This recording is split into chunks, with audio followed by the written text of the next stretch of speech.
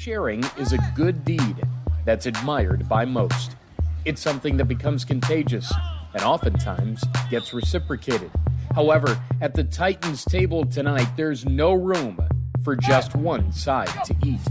Under the table sits a bulldog that doesn't settle for scraps.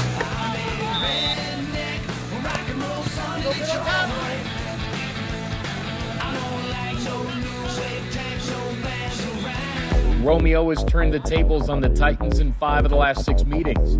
This breed of dog plays best when defending its territory. A territory that will be attacked tonight by a ground game that's gone to new heights in 2021. Can the Titans race past the red without getting bit by the Bulldogs? We find out next on the Preps coverage of the Friday Night Clash, presented by Woodward Sports.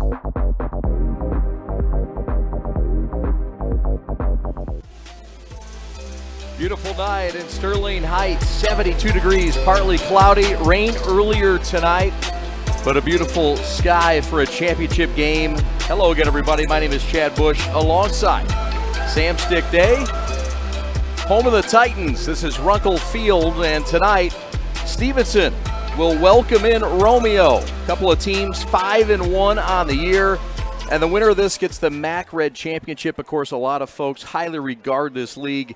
It's talked about as one of the best leagues, Sam Stick Day, and that's why it's such an exciting matchup tonight between two teams that do it a little bit differently. But, boy, they do a lot of things the same way, and they got a lot of respect for one another. Yeah, a lot of respect between both these coaches when we were talking to them earlier in the week. But like you said, these teams are a little bit different, but they both live on the ground, and that's who's going to be setting the tone today. Whoever can dominate the ground game, that's really what we're going to be looking for. Romeo obviously coming in with a bunch of injuries. We'll get to those. I mean, how often do you think you're going to have to go to your third holder, your kick holder, your third holder? But there's next man up mentality for them, and they are a tough team. Tough defense. It's going to be a tough game today for this championship, and it's all on the line today.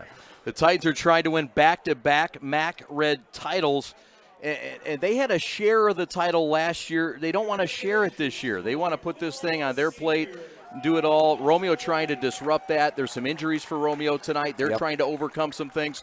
But let's start with just the way that these two teams get things done and the impact players. We'll start with Romeo. And the way they do it is with their quarterback in number one. Yeah, and when you say quarterback, a lot of times you think he must be passing, but no, he's one of the most dangerous running quarterbacks that we've seen.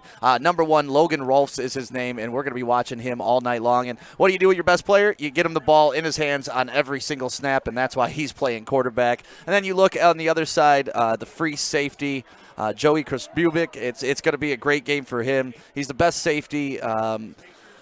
The head coach, Kurt Reinus, says he's ever coached, and that is high praise from the coach. He's also a big part of Romeo's run game and leads the team in yards per carry. So big game out of him, both sides of the ball, and obviously looking at the quarterback, it's going to be a big game for him. Yeah, and you can also look with injuries tonight for Romeo at the receiver position. Logan Rolfs will look to go to his twin brother, and that's Luke Rolfs, number 36. Look for him to become a bigger part of the passing game tonight for Romeo. Meanwhile, Sterling Heights Stevenson rolling along this year. Just one blemish on their record. They're 5-1. They lost to number one Rockford in the first game, but they're led by just a trio of players. We could name all the impact players, right? All the runners, but if you got to pick one offensive impact player for Stevenson, who do you got? Well, I got to go with the guy who had 4 touchdowns last week against Chippewa Valley. You play the hot hand, right? Jordan Kwiatkowski, he's a special player, the leading rusher, 12 touchdowns on the season. Just a punisher, man, a big guy. He's going to wear you down over time. So even if he's not getting his in the first quarter, by the fourth quarter, you're tired of tackling that guy. So you're looking for number 21 to have a big game, and then you flip over to the other side of the ball. This guy, Biagio is his name, last name Madonna. First of all, fantastic beard. But other than that, his game outside the beard game, fantastic. Leads the team. You know with beard game, too. I That's do. a high compliment. Yeah, I've had my beard a long time. Not since fifth grade, though, like Biagio. Yeah, I'm pretty sure he was shaving a lot earlier than I was. But he leads the team with 4 interceptions, physical, tough safety. He likes to play the run. He likes to play the pass. He understands concepts. Just a smart kid, coach's kid, and his dad is the defensive coordinator. So that's why he's so cerebral. Yeah, his grandfather, Ben, is the PA announcer here, too. He's got a sweet voice and a gracious man. We roll along here on Week 7 of the Friday Night Clash. We're excited for this. The MAC Red title is going to be decided here. We're glad to bring it to you in Sterling Heights. It's beautiful. It's 72 degrees. The skies have parted. Well, you'll hear from Kurt Reinus, the head coach of the Romeo Bulldogs in his 19th year. On the other side of this timeout, we're back on the Preps coverage of the Friday Night Clash presented by Woodward Sports. Man! Uh-oh! Carmen's falling behind. Let's give her the hiss of shame. Don't ride the bike of shame. Get tons of equipment and free fitness training. Join today for just $10 a month. Make sure you download the Woodward Sports app in the App Store and the Google Play Store today. Take Woodward Sports with you wherever you go and listen live on your phone or mobile device.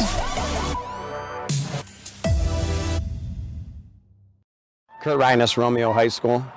Well, I mean, that means a lot. I don't know if you guys have a half hour to talk, but in a nutshell, I kind of feel like it's always been kind of the underdog, and we've always kind of had, our mascot is the bulldog, but we've prided ourselves on the fight of the dog. Our kids have extreme pride in their effort and attitude. We talk a lot about what we can control here, and size is not always one of them, but our effort and attitude is, and we're always going to put up a good fight, and that's something that we pride ourselves on. But really, this community, our mantras in our football program, our effort and attitude, since those are things we can control.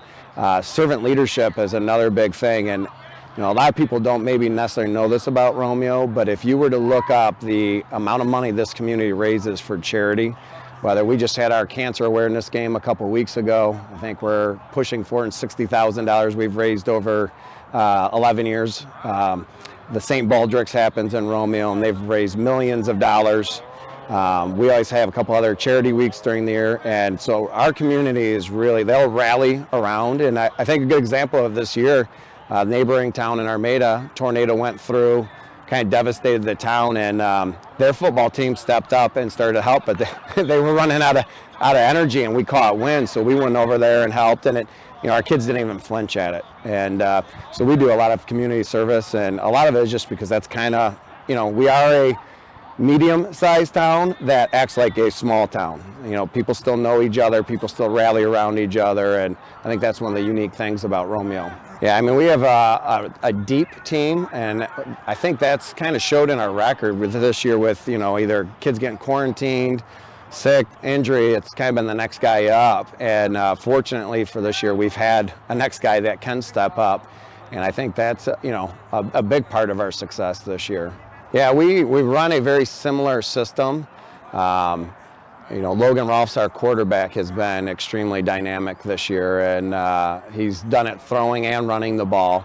And really, we kind of embrace the team philosophy on offense. And if you really outside of Logan look at anybody else's stats, they might have good, yards per run or yards per catch, but maybe not a overwhelming total, because there's 15 different guys that have touched the ball, either running or passing or receiving the ball. So the ball's being distributed to a lot of different guys, and trying to sell everybody this is a team offense, not a single player centered offense. We've had a couple defensive linemen who have really stepped up, and then we've had some young kids at the linebacker level that have contributed.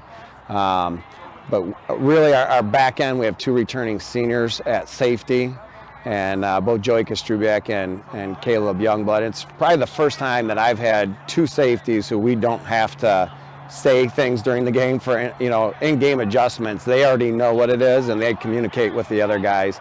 So I think whenever you have some good guys up front with some good guys sprinkled in the middle, but then you have the back end of 2 guys that you can trust to clean anything up, it helps you lead to having a successful defense. I mean, I think it's a great game. They've kind of gone with the blueprint we used when we won the state championship, and they've kind of followed that a little bit. They've had a handful of guys who are multi-year varsity football players that have really fought and, earned to get to this position.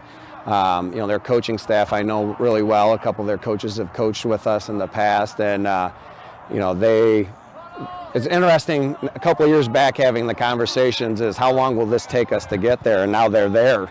And so I think, we've kind of been fighting at this position for a while now. And so it's a fun matchup, great coaches on both sides, good communities, and some great star power on both teams as well. Beautiful night for our Week 7 Friday night clash from Sterling Heights. You heard from Coach Kurt Reinus. We had a chance to talk to Justin Newcomb.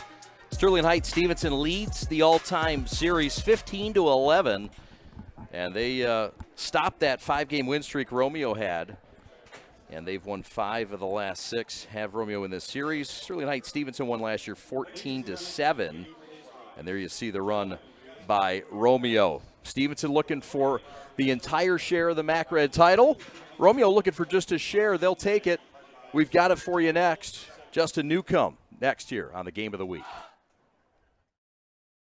Justin Newcomb, Stevenson High School. Yeah, it's been a fun year. It's a great group of seniors.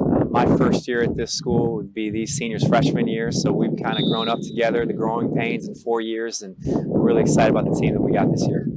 I spent some time in the Army Reserve. Great experience there. Served with some really, really outstanding men and women. So to come here, this has been a great experience on both fronts with that. So it starts at the quarterback position because we've got a quarterback who was used to throwing the ball 25 to 30 times a game last year. And so to tell him that we're only going to be throwing the ball 4 to 5 times a game, he didn't blink an eye. It was, Coach, whatever it takes to win. And that's what makes Biagio, our quarterback, so special. But our offense has been fun to call this year. We've got a couple of outstanding tailbacks with us, and Jordan Ramsey and Jordan Kwiatkowski. Adam LeDuc as a blocking back is as good as I've seen. And the offensive line, led by Alex Waltham at the center spot, has been tremendous. Yeah, defensive side is run by our quarterback's dad, Carmine Madonna. So great Madonna connection there. We got a great staff of coaches, and they're putting our kids in a great position each week, lining up correctly, getting the calls in, and the kids are really understanding the position, which is great to see. It's a great luxury to have Mr. Inside, Mr. Outside. Jordan Ramsey, electric, has a chance to go the distance every time he touches the football. He's fun to watch. He's lightning in a bottle trying to catch. We try to find some creative ways to scheme up to get him the ball in space. Jordan Kwiatkowski, tough physical runner. It's fun to watch him run. He looks for contact. He's dragging ball carriers out there, and even when the play's not there, he finds a way to be his own blocker, and it's been a great combination for us. So the theme of this week is undisputed, leave no doubt. Last year we were co-champs last year with Dakota, and for this team and this season and this senior class, that's not good enough. Undisputed champions, leave no doubt, biggest game of the year in the toughest conference. Hats off to all our kids to be in this position at the end, because it's not easy to run the table in the toughest conference, and here we are with a chance to do that. Our guys are really excited for the opportunity. Romeo is a physical football team. They always have been. Last year they played us tough. We were able to come out 14-7, low scoring, defensive, grinded out affair, and it's going to be no different this Friday night. And you get excited playing these types of teams. It's going to be a heavyweight fight. Guys are going to play to the whistle and maybe the echo of the whistle. It's just going to be that respect that's on the field, and I'm excited to see us match the physicality.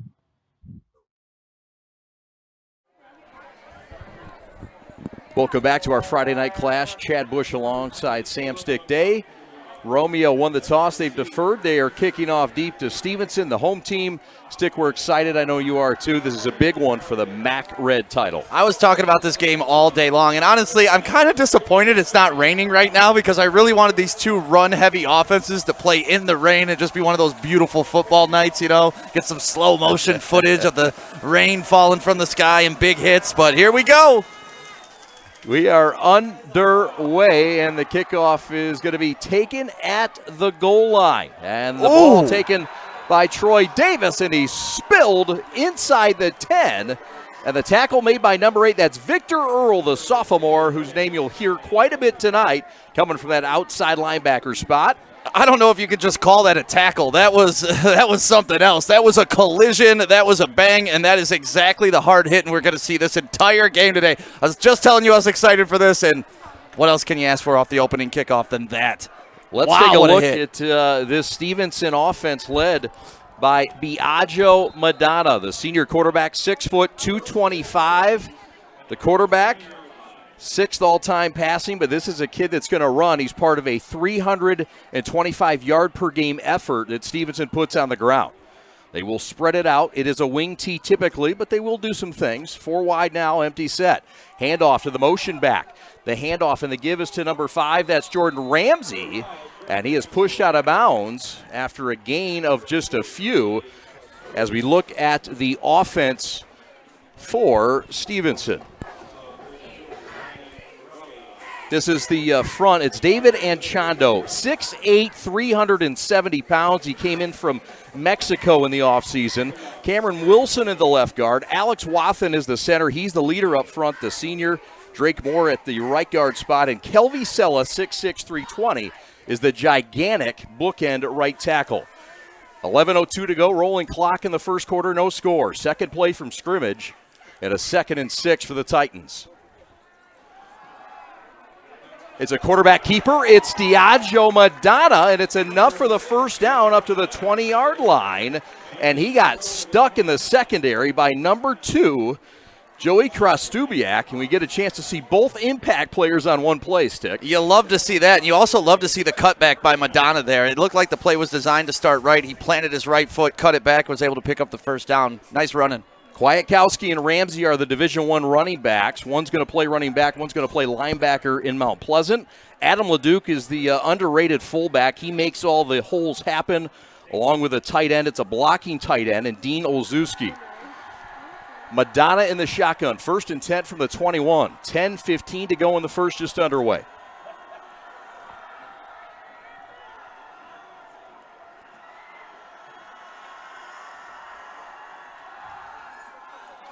Fake pass, keeper, and Madonna's going to carry for a few. He's got a solid offensive line in front of him. We talked about they are huge. You got 2 guards up there. The run game's important, Stick. What are your keys to victory tonight for the Titans?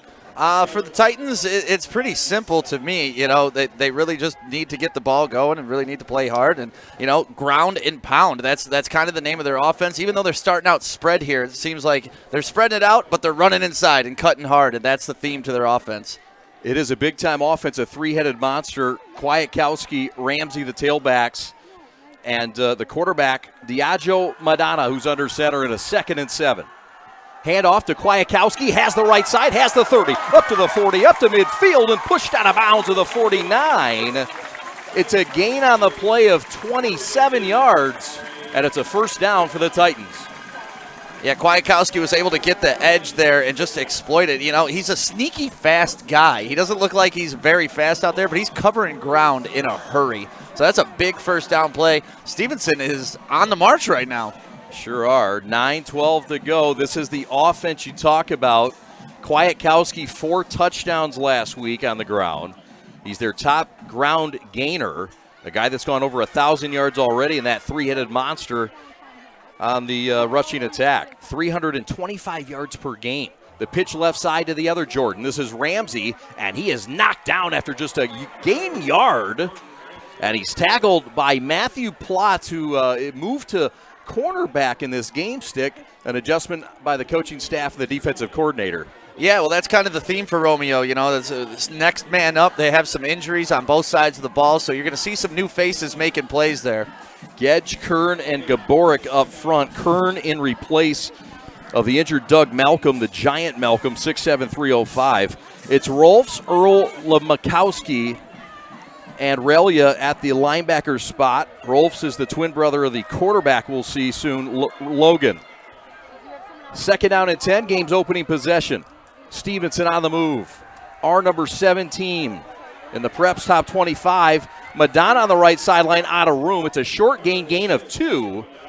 And it's going to be 3rd down and long for Stevenson for the first time tonight. Yeah, it looked like they were looking at Jordan Ramsey on that play deep. He had a step on his man, but the quarterback just could not find the position to throw the ball. So Madonna keeps it for a short gain. Now we're looking at 3rd and 8. Back-to-back red titles is what this Titan team 5-1 is looking for. They're 4-0. They're the only undefeated team in the MAC Red. Of course, we saw on our Week 4 Friday night clash, Chippewa Valley and Dakota. Yeah, big That was game. a fabulous battle. That was fun. Empty set now for Madonna. He'll send 3 to his right to the short side of the boundary, and now we'll shift Ramsey right to left. Trips to the left, tight to the right with LeDuc. Empty set, 3rd and 8. 7:42 to go. It's a quick pass left side. It's Ramsey. It's a first down and more. There's a flag down.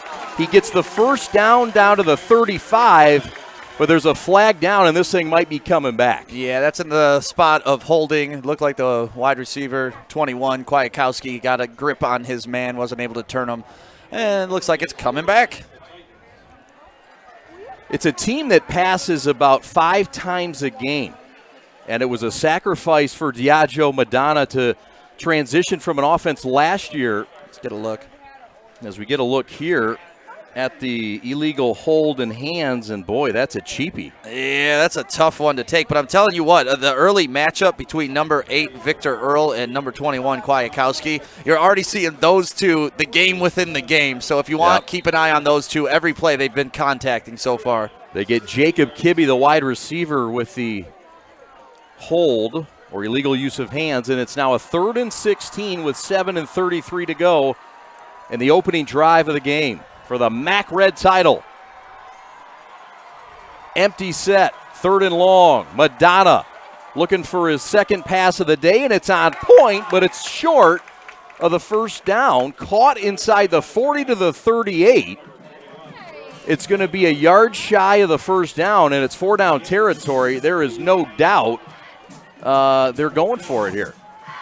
Yeah, you kind of have to here. You're in that position where it's kind of a tweener. You know, you can't kick a field goal. It would be what, like a 57-yard field goal from here. But you're also not wanting to punt because you're only going to, let's say you get a touchback, you're only going to give up like 19 yards. Yes. So go for it. Why not? Why not? Ryan Reason is the run game coordinator. Newcomb calls the plays. Justin Newcomb in his 4th year doing a fabulous job as the bench boss for the Titans of Stevenson. So here we go, 4th and 2, the play's first big game. Tight formation, the lone tailback, and the give up the middle. First down. Did he get it? It's tight. No, he did not. It depends on what official they're going to have mark the ball because the official running from the top of the screen right now, he marked it short. That ball is marked short. You're right. And I think it is Romeo football, and it is. I called that prematurely. My bad. And how about this replay? Well, and this is the strength of the Romeo defense. You know, the outside of their first game, they've only let up like 13 points a game. And it looks like the ball just never went forward. Great tackle down there. The man who gets lowest in this game often gets rewarded. And the guy who got lowest there was? Santonio Palazzo. And then you love to see a 36 come in, Luke Rolfs, and try to get that strip. Like, that's what, hey, hold up the man. Everybody else come in and tackle the ball. All right, Romeo football. They take over on downs. This is Rolfs, the quarterback. He hands off, and the give is to Cameron Cole. That's his top running back. Cole is stopped for a short gain. And as we take a look at this Romeo offense, led by their quarterback, the senior Logan Rolfs, 6'1", 175, excellent feet mobility and escapability, a guy that threw 4 touchdown passes and 200 yards in the first half against Warren Mott back in week 2. Giacana, Schneider, Albert, Tinson, and Joseph up front for the Bulldogs. It's a quick offensive line, and Stick will tell you about their interesting line ups because Strubiak is the ball carrier, and he's stopped short, and it's going to be 3rd and long already after 2 short gains by the Bulldogs by this stout Sterling Heights defense. 2 of the best defenses, no doubt, in the MAC Red. Hey, that's why you're a championship team. What do they say? Offense wins games, defense wins championships. That's why they're both here fighting for it today. The Stevenson defense gives up 24 points per game as you look at Logan Rolfs, the leading passer and rusher on this team. And he's going to rely on his brother tonight. 3 of the top 4 wide receivers stick out for Romeo. Wow. It puts them in a bit of a bind, including their best in Brady Goralski. Yeah, but what it does is it gives a young guy an opportunity to step up and make some big plays, and you hope he does tonight. On 3rd and 9, the pass left side is incomplete. A firm finish and tackle by Stevenson's number 35, who was coming with it. That's Zach Martinsik, and it's 4th down, and it's punting time for Romeo. Yeah, a rare Romeo pass there. Obviously, that was nowhere near the wide receiver, but you like the look of it. He was open. The wide receiver was open. Just the pressure on the quarterback. Couldn't get the ball there in time. And there you see some inexperience. One of the receivers actually blocking in the play, too. some guys out there that just, and that's going to be the difficult part. Predictable passing downs. Here comes the punting unit for Romeo. And the punt is a wobbler. And it's going to hit and take a Romeo roll inside the 10 down to the 9-yard line. What a punt by who else? The quarterback, Logan Rolfs, part of that twin duo. Mr. Do Everything, and what a bounce he got on that. When they say, that was a Romeo bounce. That was a Romeo bounce. Got a little bouncy there. Yeah. So this game will give us a champion tonight. Both these teams 5-1 on the year. Romeo trying to win a share of the MAC Red for the first time since 2010. The Bulldogs did win the league in 2015, but that came when they were members of the MAC White. Meanwhile, Sterling Heights Stevenson came from behind last week in their game, beating Chippewa Valley 36-32 in that memorable drive that ended with that Kwiatkowski, his 4th touchdown of the game. That was a drive that you just put back and page mark your season on. Yeah, what was the coach calling it? The championship drive. That's right. What they kept calling it, the championship drive. And it's so cool to have one of those, just like putting your memory bank forever. That's a memory these kids are going to take with them for the rest of their lives. They're going to be meeting up 20 years from now talking about the championship drive. Yeah. Was it John Elway that had the first real notary drive? Yeah. There's a Diageo Madonna keeper, or no, is that Kwiatkowski? It is. Kwiatkowski and the Wildcat. We heard about this Wildcat, and it's a carry that goes all the way up to the 31. It's a gain of about 20 and a first down. And you got to give it up to the big uglies on that for creating a hole. He made one guy miss in the backfield, and that's it. That's all you got to do. That's kind of how offenses like this are drawn up. You're the running back. You got to beat one guy. The rest should be easy. Gain of 22 officially, says your official scores tonight. Nathan and Patrick Bush. We appreciate their statistical analysis. Whoa, look at this shift. How about that? We heard about the Romeo shift.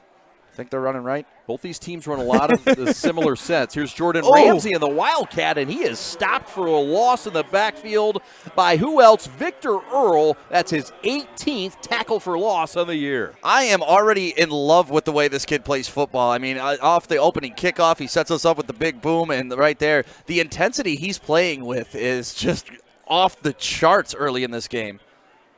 And look at him. He started out on the far end of the line, and he was able to scrape down the line of scrimmage, beat the quarterback to the spot. That is impressive athleticism out of Victor Earl. Yeah, Gedge in there as well. It's a 2nd and 14. Stevenson will go tight formation. Madonna now under center. And a rolling clock with 4.5 to go in the first quarter. No score. Glad you're with us from Runkle Field. It's a end-around reverse, and it's fooling absolutely nobody. There's a flag. The flag is down, the man is down, and this looks like trouble for the Titans. This is Sterling Heights Stevenson. Of course, Livonia Stevenson is also of note. And that's where my mom graduated. Is that right? She was the first graduating class of Livonia Stevenson. I met your mom last night. Yeah, you did. Yes. Lovely lady. Yes, she is. Hi, Very Mom. Nice. And yeah, Mom did a great job. She listens and watches the broadcast. Of course she does. 2 members on our crew, the Westfalls. Evan, of course, our scoreboard operator, does a fabulous job. Is it Stevenson High School? Are we allowed to say that? Sure we are. And then Alex, his big brother, is our executive producer. So Big Al, baby. We have a lot of Stevenson love tonight. Meanwhile, it's 2nd and a country mile and Romeo to go. 2nd and 24 officially with 4 minutes left in the first. Madonna will send 3 to the left, 2 to the right. Empty set for the senior quarterback. Pocket breaks down, has time, steps up, has a man. It's caught up to the 31-yard line, and the catch made by number 13. That's Jacob Kibbe, the sophomore wide receiver. And you love the hit by number 2 for Romeo. He came up and he kind of like suplexed him to the ground. Then he jumped over him afterwards, showing some athleticism. Sometimes it's the plays after the plays. Yeah, Kostubak looking good. Sure is. Best safety that Wow. Coach Kurt Reinus has ever coached. You can see it on that play. He is a physical player. Indeed. So now it's 3rd and manageable, 3rd and 10 for the Titans. Welcome to the booth, sir. You look like you belong. From the right hash, Madonna in the shotgun. Kwiatkowski to his left. Back to pass over the middle, off the fingertips of Ramsey, and it's 4th down and punting time for the Titans. And Kwiatkowski is frustrated. He's calling for the ball. His hands are in the air. He was wide open on that play. If the quarterback was able to find him at the top, that was going to go for a long time. Watch number 21 here flare out of the backfield. Yeah, Kwiatkowski. Yeah, and if you watch, maybe it comes in the screen. Yeah, the left side, yeah, left flat. Yeah, he was wide open in the flat. So it's punting time, well defended by Romeo. As in to punt it away is the fellow who doubles as the outside linebacker in Caden Bollinger. And it's a punt that's going to regretfully roll inside the Romeo 20 down to the 19. And Casey Harrison thought he was going to get that ball to return, but smart move staying away from that bouncing ball. But here's another look. If you watch Kwiatkowski go out to the flare right there, you can see him just at the top of the screen. Look at him. Wide open. And those two have such a great chemistry. Already 4 pass attempts in this game. Stevenson already at their cap. Right. What they typically do. And look at Romeo coming out with 3 wide down here at the bottom of the screen. Yep. Rolfs will send 3 to the left, including his twin brother slot left. Back to pass. Looking right. Pocket breaks down, and so does he. At the 15-yard line. Loss of 4 on the play. Adam LeDuc coming in laying the wood on that. That feels good to get that sack early in the game. And this is tough for Romeo because they're not really a down and distance type team. They got to keep it manageable. So you put them in 2nd and 15. They're more of a run team, so this puts them in a really tough bind. Throwing on 1st down is interesting for them. Sure is. LeDuc, a guy that is very active defensively, one of their best, and a guy that has just had his 19th tackle for loss on the year that leads the county. Rolfs hands off to the slot man, running around left side. This is Cameron Cole. Cole's going to carry for about 7 or 8, but it's not enough for the 1st down. It's 4th down, and you would think it's punting time for Romeo. You know, the way the Romeo coach was talking yesterday, I don't think so. 3rd down, my fault. 3rd and 3. Yeah. My bad on that. Yeah, but even if it was 4th, I think they'd consider going for it. What a tough run right there. Grabbing on for dear life was Lucas Timbuck. This is a big 1st down for Romeo. Guy who's a tremendous golfer, Timbuck. 3rd down and 3, handoff to the slot man, running left, in trouble. And down at the 29. It's going to be very close. He needed to cross the 29. I think he did move the chains. It's a 1st down.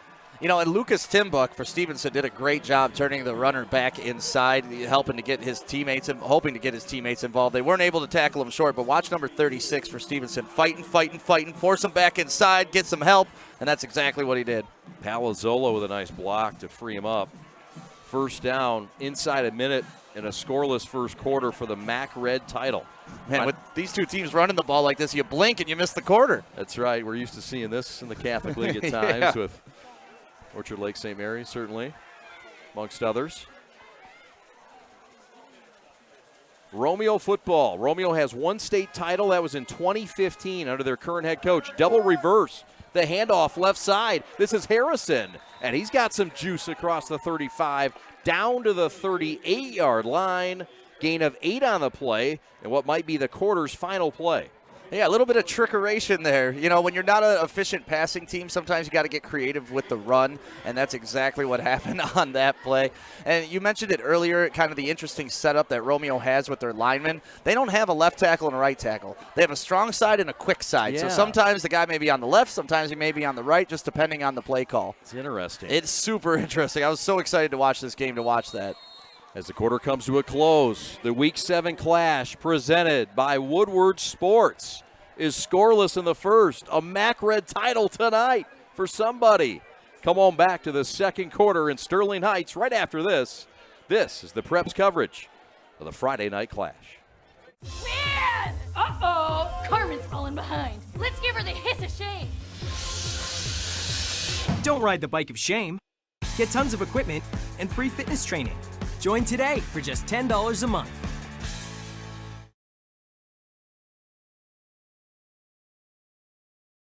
Today I'm going to tell you about sportsmanship because it's important. Treat your opponents the way you would want to be treated. My mom says that. Listen to the referees. It's their job. Be nice to their team and our team. Cheer them on. Always play fair. It's the right thing to do. It's sportsmanship. It's not that hard.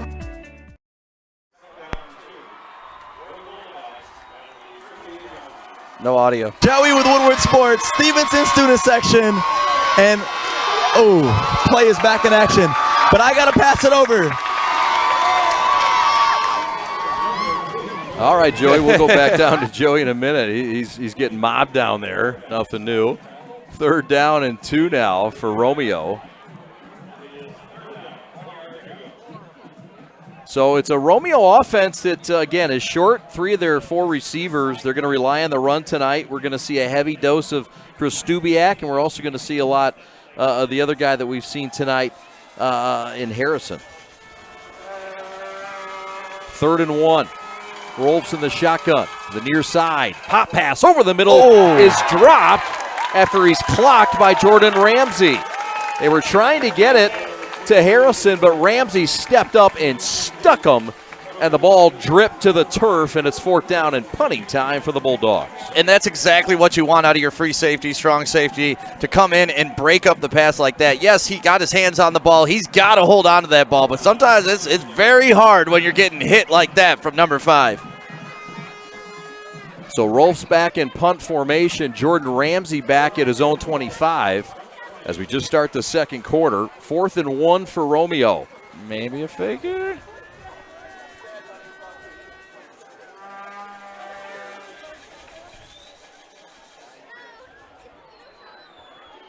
The punt is taken by Ramsey. Knee down at the 25, and that's it. So down to the 25. Let's go down to Joey Radio, who's down in the stands.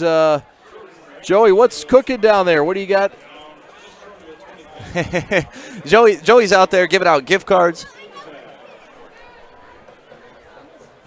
He's having a good time in the student section. And we're doing that $10,000 kick at halftime. So make sure if you're in the student section and you're watching the game right now that you're following at Woodward Sports, because that's how you get qualified. And Joey's going to pick a winner at halftime to go out on the field and kick.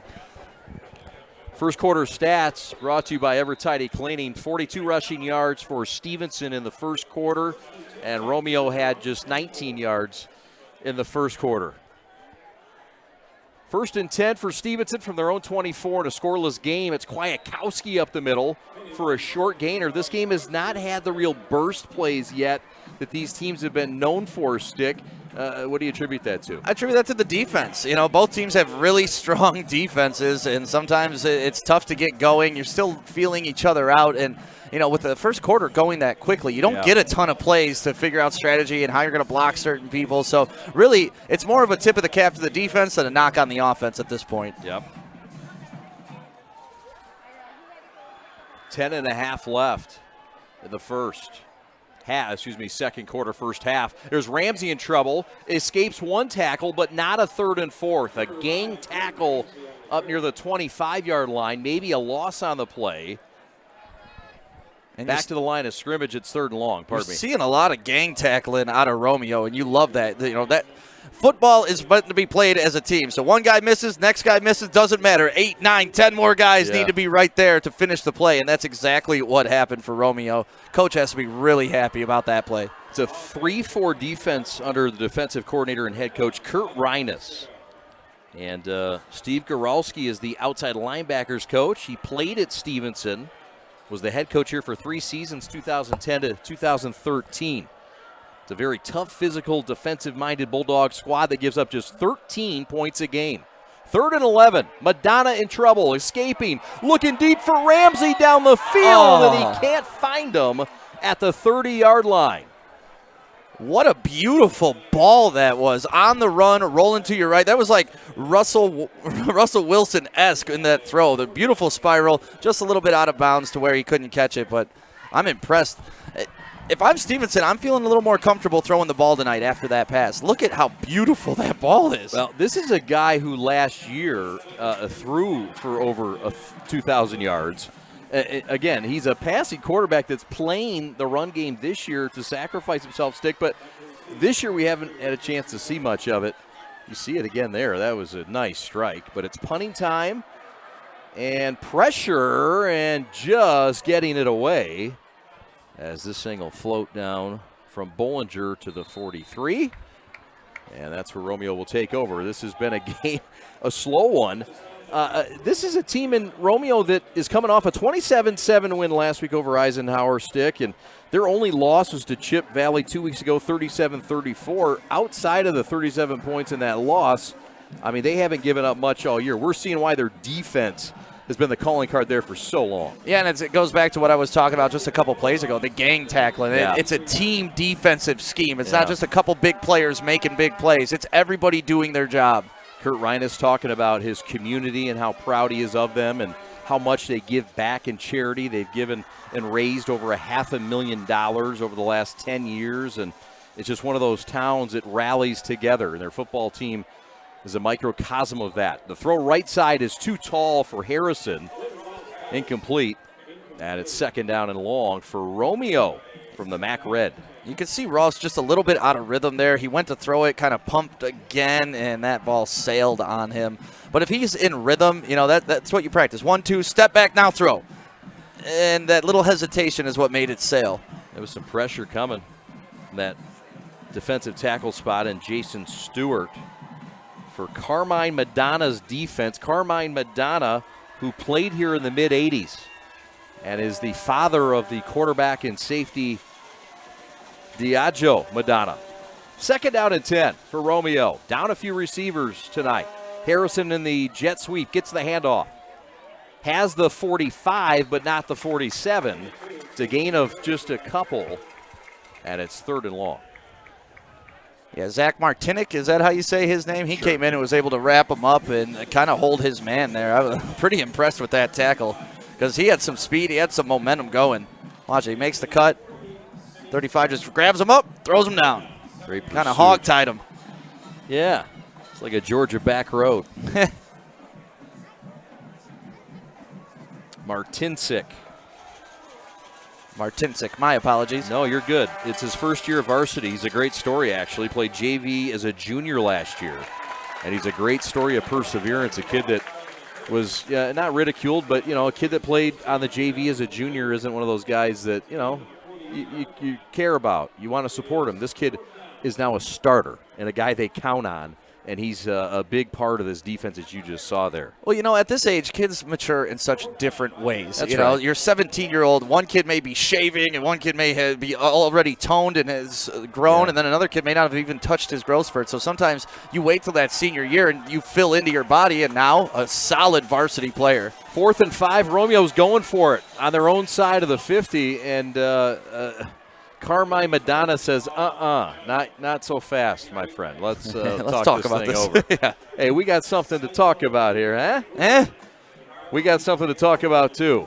We got a timeout. This is the Clash. Week 7, Friday Night Clash presented by Woodward Sports.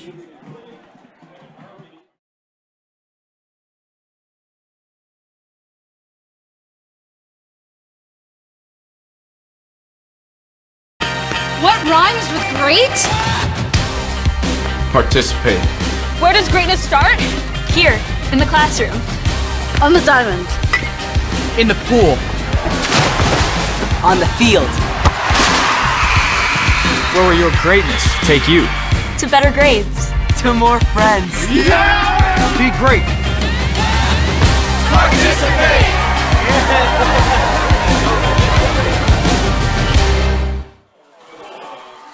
Sterling Heights, Stevenson tried to win back-to-back games in this rivalry series. They lead the all-time series 15-11. 4th and 5 for Romeo, and we got a pooch kick, but we got a false start before the pooch. Man, I wish that play would have gone live. That was awesome. They sent a man in hard motion. He had the quarterback standing 7 yards instead of 15 yards like a normal punt, and he was going to punt. I love that. I love it. It didn't work, but I love it. Yeah, the shenanigans. Yeah, look at this. What is he, 4 yards behind the line of scrimmage, and he's going to punt? Yeah. It's amazing. Palazzolo in the motion, and then the Rolf's boot. So now he'll stand back. Yeah, now he gets his 15 yards. Full punt formation. Right. Matthew Jackman is the long snapper. 4th and 10 now. Jordan Ramsey is back deep at his own 20-yard line. And this one is banged high and deep, and it's going to roll into the end zone for a touchback. And that's a Rolf rocket that goes all the way into the blue end zone. That was a 65-yard punt. 45 on the net because they're bringing it out to 20, but still, what a boot. Stat Pat concurs, and with 7:48 to go until halftime, 1st and 10 from their own 20 for this Stevenson offense that has been stymied a little bit. I mean, this is an offense that averages 325 yards a game, and right now Stevenson on the ground has gained a 42. So, I mean, they're getting shut down. And the majority of that was on their first drive, too. So ever since that first drive, they've been really struggling to get there. And 22 of it was on one carry. Yeah. From Kwiatkowski. So we'll see what they have in store here. Again, the formation, it's wing T and things from Justin Newcomb, the play caller, head coach in his 4th year. And what an energetic guy. He is. Great guy. His offense has put up 36 points per game. There's a little production there. It's Ramsey along the left sideline before he's forced out of bounds by Krstubiak.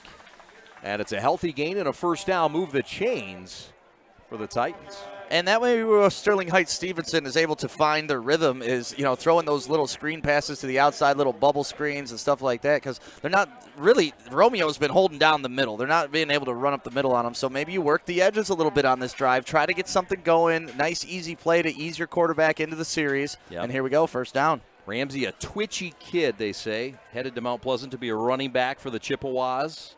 Athletic, a home run type hitter guy, Mr. Outside. They call Kwiatkowski Mr. Inside.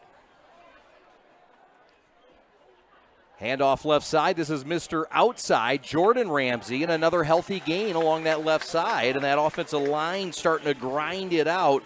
And they got some big boys over on that left side. Yeah, 6'6", 381, and then 6'8", 360. Those are some big boys coming out. When 73 clears that hole, look at him. He cleared out 2 guys on that play. He's pulling stick. He's pulling at that side. Yeah, to have that athleticism Both is are tackles insane. Pull. Yeah. It made their run game coordinator Ryan Reason smile. He's under the Bud Rowley tree out of Oxford. He played at Hope College. There's a few guys now under that tree. Billy Keenest is one of them. There's a handoff up the middle. Kwiatkowski has a quiet run, just about a yard on 2nd and 3. And some tough guys up the middle there in the bottom of the pile. Who do you got down there? Yeah, Lucas Gaborik just shot through the line of scrimmage and was able to initiate the contact behind the line of scrimmage. Great read for him on that play. He was able to shoot through the lineman. Romeo has a state title. In 2015, they knocked off Cass Tech in an upset, 41-27. Stevenson has never won a title, although they've been to the state title game 4 times in school history. Last in 2009 with head coach Rick Bye. Legendary coach Rick Bye. Handoff, this is right side. It's Ramsey, and he is tackled behind the line of scrimmage for a loss. Down he goes again. Mark Gedge this time. It's a TFL, and it's punting time for the Titans. I don't want to say this, but Sterling Heights Stevenson is almost kind of getting predictable on where they're going to run the ball. You see how many people they have up top to the right. They have to go right on that play, and it looks like Romeo is just overloading whatever side they're overloading. Speed. Yeah. Speed, really. Yeah. That defensive line, they're tough, they're physical, but really that speed just seems a little quicker. Pressure, but the punt gets underway, and the punt is taken for a fair catch by number 22, that's Casey Harrison, and that's where Romeo will start in this scoreless game. for the MAC Red title with 5:30 to go in the second quarter. My name is Chad Bush. He is Sam Stick Day. Happy 40th birthday to Sam Stick Day. Clarence Sam Stick Day, 40 years old. Glad to celebrate it with you last night, buddy. We had a blast. Thank you so much for having me out. Yeah, thanks for coming, man. Man, that was a great time. Good to see your family and friends and get to know them better. Yeah, and I have such a ragtag group of friends. Getting all those people in one room at one time. No, I had a great time with. Oh, thank you guys. Thank you for the picture. Look at that. How about it? Stick turns 40. I like it. There's a flip left side. This is Palazzolo, and he finds room and daylight across the 40 to the 43-yard line. A first down for the Bulldogs, looking to bite back here before the break. And it seems like both teams are finding some success with those little flat screens to the edge. They're getting outside, and like you said, speed, speed, speed. That's one way to beat the defense to the outside. The ball's going to travel faster than any human, so I'd keep it up if I was Romeo right now. No doubt. Again, guys out, receivers in this game. 3 of the top 4 receivers out for Romeo. They'll flip it again left side. This is Cole. Cole has a gain of a few. And I like that. It worked last time. Do it again. You picked up 5 yards. Do it again. You keep doing it until it runs out. You know, just keep going back to the well. And now you have this entire downside of the field to use. This would be a great time to run a wide receiver screen over here or a running back screen. Tackle by Lucas Timbuck. He's a tremendous golfer, and he's missing a game next week to play in a golf tournament to try out that would take him to the Masters. His coach says, I support that. Pocket breaks down, pressure from behind. Ball is loose, ball is out, and who has it? It's a fight. And they're going to say it is Romeo football. There will be a loss on the play. And 3rd and long, but the heat was coming from Madonna from the backside. Yeah, but all credit on this play must go to Nathan Joseph. It was pretty clear that Sterling Heights Stevenson was going to be able to get that ball, and he dove in and literally tore it away from the 6'8" guy for Sterling Heights Stevenson. Great play to keep the possession. That was tough. Madonna forced it, and also with heavy pressure was Adam LeDuc. So a 3rd and 10 key play in this game. Romeo from their own 43 with 4.5 to go until halftime. Glad you're with us for the MAC Red title. Rolfs steps up, going to run it. Cut back at the 50, has a first down and more inside the 40 down to the 36. The senior quarterback, twin wonder powers, activate. Gain of 21 on the play. Nice little quarterback draw, kind of caught the defense off guard, and on top of that, the incredible running style. I like how he slowed down, let his blockers get back in front of him, and that's how he was able to pick up the first down, because if he would have forced that, he probably would have been tackled short. Look at the big boys. You're right, working down there, finishing blocks. Cole Tinson et al. 4 minutes left. Here comes Romeo looking for the game's first score. An offense out of the MAC Red that puts up 28 points a game. Handoff Harrison off left tackle. It's a gain of 2 on the play. And it's 2nd and long for this Bulldog offense. It just seems patient enough to make a little money on this drive. Yeah, if they keep doing what they're doing, and that's what they're working the edges. The only time they've kind of run up the middle on this drive is that quarterback draw, and that's fine. That's not really a typical run up the middle. So I like what they've done on this drive. By the way, the popcorn here is fabulous at Sterling Heights. A+. Stevenson. I mean, we've been around the MAC Red, no names, Dakota. This blows away their joint for popcorn. 2nd and 8, in trouble, Rolfs, ball loose, it's out, and Stevenson has it at the 42-yard line. Ball recovered by number 35, and who else? That is Zach Martinsik. He's made a couple plays tonight. Romeo kind of got cute here on this. It looked like a delayed draw handoff. They faked the reverse, and then watch the running back. He's just going to stand there almost and cut back. See? No. He was trying to hand the ball off to him behind him.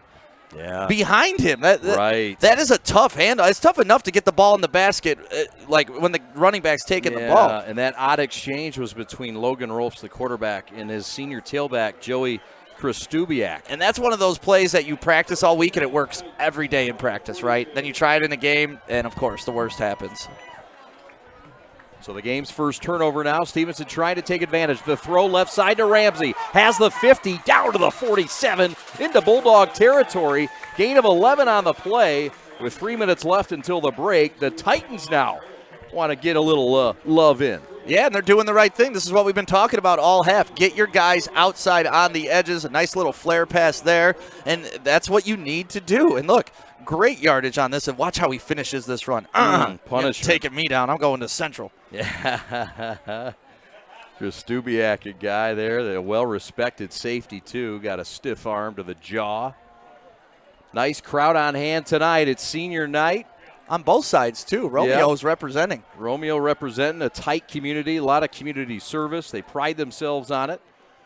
Coach Reinus in his 19th year as head coach, 21st overall. Madonna calls his own number, cuts back inside to the 41-yard line. Gain of 6 on the play. It'll be a 3rd and short. I like the misdirection that's going on right now with Sterling Heights Stevenson. You know, they've had success, like we said, throwing the ball to the flats. They kind of fake it there, and the quarterback's able to keep it around the outside. Let's see, you're focused on 5 right now. Nope, I'm keeping the ball. I'm out of here. I got yards to pick up. That's right.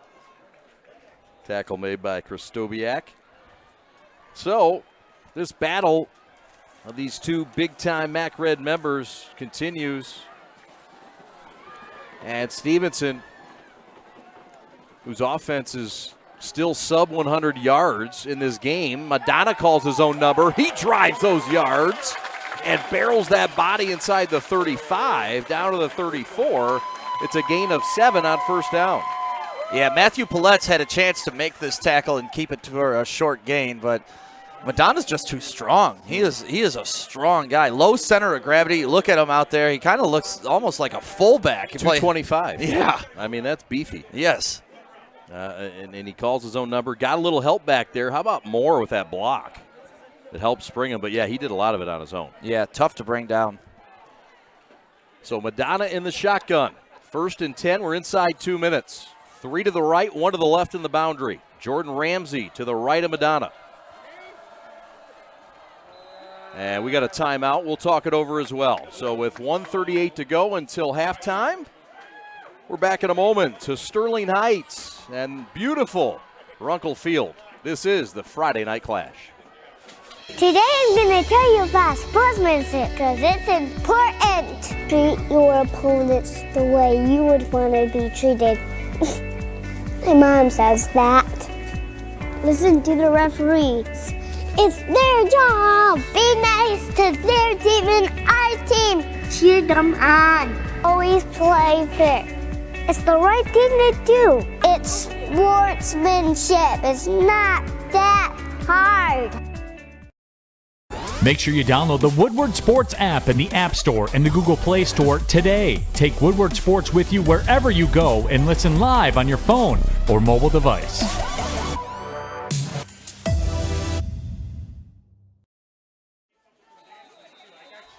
You talk about Stevenson, you talk about that ground game, 327 yards per game and 25 of their 29 touchdowns stick have been on the ground this year. Madonna going to roll right here and throw the football. It's caught by Ramsey inside the 20 down to the 16-yard line. And one of the 3 completions tonight happens, and it's their biggest pass play so far. And you like that play by Madonna. He had an opportunity to run. He really could have run and probably picked up the first down, but he kept his eyes down the field, and that's what you want out of your quarterback. You want him to continue to monitor the field. If someone busts open like that, all of a sudden, boom, you're in scoring position. That's the 10th catch of the year for Jordan Ramsey. The handoff up the middle and nothing doing there against that stout front of the Bulldogs. That was about the toughest 1 yard you're ever going to earn in high school football. My goodness, there was some hitting going on that play. Kwiatkowski, tough individual. Joseph Collin coming in, delivering one of the hits.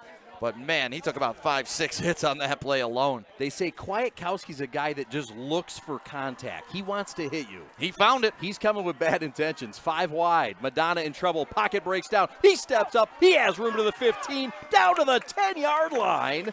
How about something out of nothing as we're under a minute to go?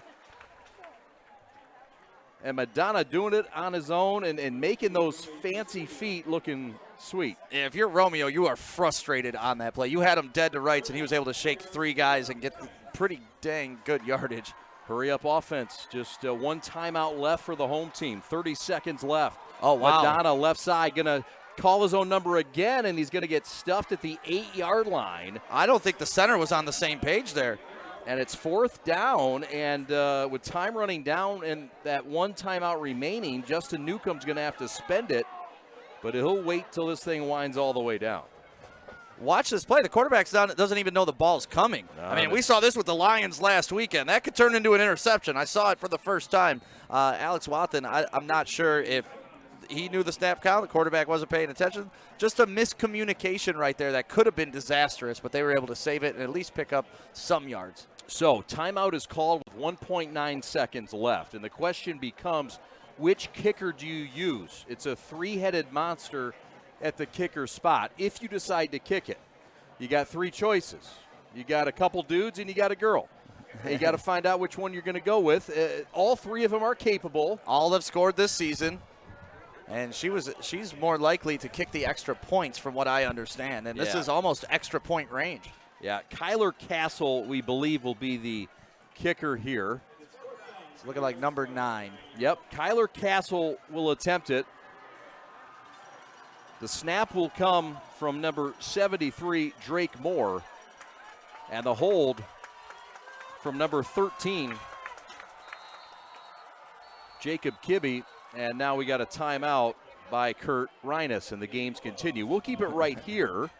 So no score. How about that? The 2 best defenses in the MAC Red, seemingly enough, are in a scoreless game in the first half with a chance for the game's first points on its final play. Hey, listen, if you came for scoring, I'm sorry, but if you came for hitting, you're a very happy camper right now because we have seen some monstrous hits in this game. These big boys are playing hard tonight.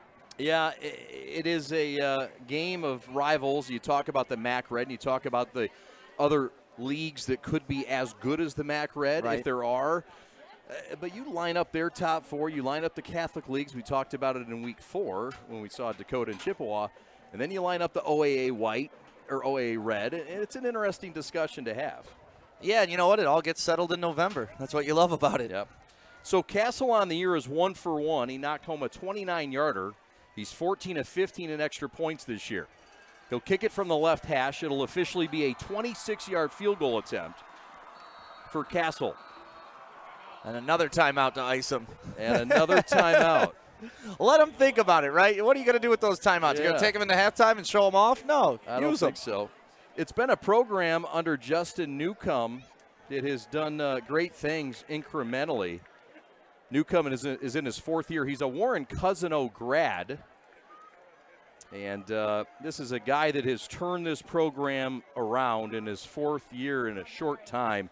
A guy that took them to the semifinals in just his 2nd year in 2019. A guy that saw a team win just 4 games his first year after coming over after just 1 season for Warren Cousino. He was an assistant before that at his alma mater. He spent time leading people in the Army Reserves, and he was a pleasure to meet with this week. You just get a feeling that this guy's the right guy to lead anything. Oh, just great energy all the way around. And, you know, I like the standards that he keeps setting for his teams. Like, we want to be here, then they beat that. Then we want to be here. And this year they want the unanimous. And your 3rd time out. Oh, well, this is getting the band ready, right? We're all getting ready for halftime. This is where you run to if you're savvy, you run right now to the bathroom. Listen to the this crowd. This field goal's good, right? The crowd is booing right now. Go to the bathroom. Go get this popcorn that's fabulous. Go do your thing. How about this crowd getting rowdy? And look at the coaches on the field for Romeo getting the crowd fired up for Romeo, too. Sure. I love this. This is a championship game. Yeah, we got to put it all on the line. And you can feel that. They're all booing. I don't know if I've ever seen someone use 3 consecutive timeouts like that. Interesting. And it was actually 4 because Stevenson took a timeout before that. Kyler Castle, the senior from the left hash. It would be a 26-yarder. Out of the hold of Jacob Kibbe. Good snap, good hold, kicks up, and the kick is no good. That was one of the longest signals we've ever heard or waited for. It is a missed field goal wide left, we assume. We'll get another look at this. We'll get a couple looks at this, perhaps.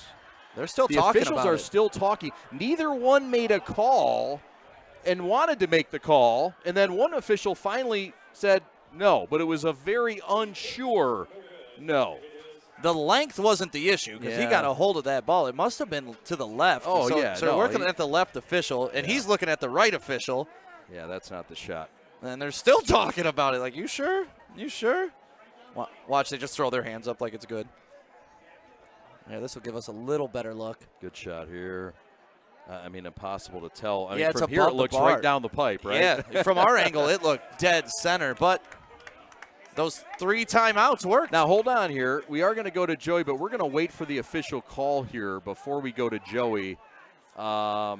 And the official here is going to make the change. Okay, it's official. Okay. Let's go down to Joey. He's with Justin Newcomb, the fourth-year head coach. And we are live at halftime. Romeo Stevenson, 0-0. Coach Justin Newcomb, I know this is not what you were expecting for this game. No, this is exactly what we're expecting. A tough football game. Defense going to win it. This is a MAC Red right here. This is beautiful. This is 0-0 football. It's going to come down to the end here, just like we said it was going to do, and we're excited about the second half. Especially, this is a big game for you personally because last year you got your first MAC Red championship. What is it this second half that your team is going to close the deal for the second? Yeah, it's big for everybody. We got to clean up some mistakes up front offensively, and we can do that. I think we'll be just fine. In 4 seasons, I just want to congratulate you year after year, improving your record every single time. What does that mean for you being a newer coach? It's great, but we got some work to do this second half. Go, Coach. Let's get this W, all right? Thank you. Woodward Sports Live with Planet Fitness, and back to you guys. All right, Joey Radio, thank you so much. Justin Newcomb, the head coach for Sterling Heights Stevenson, the home team, who had a chance to make that field goal to make it a 3-0 game in this defensive battle. They missed the 26-yard field goal. The officials are still talking about it. The official call is no good, but what a fitting way to end this. Yeah, I mean, if I'm Romeo's coach, I'm feeling pretty good about using those 3 timeouts. Like, I got him on that one. But, you know, what a great first half. Like I said, if you're here for scoring, it wasn't a great first half for you. But if you liked hard hitting, you like tough-nosed football, you like watching the big boys collide, this was a half that I hope we get to repeat again, except one person score, so we can get out of here at the end of the night eventually. We've got a no-score game thus far. That'll change in the second half. We've got the top 10 plays from last week coming up here at halftime. We'll also pass along some statistics and scores from around the league and state coming up. Top 10, though, right after this. This is the Friday Night Clash presented by Woodward Sports Network. On the carry, number 9. My dad and my grandfather are officials. I've grown up around officials and seeing how much they enjoy being part of the games. As a student athlete, I've always appreciated the people out there who are willing to give back to the kids. The Legacy program lets me officiate while I'm still in high school, working younger kids' games. Officiating gives me a better understanding of the game. I get to make some pretty good money for a high school kid, and I even get to spend some quality time with my dad. There's help wanted. Just whistle.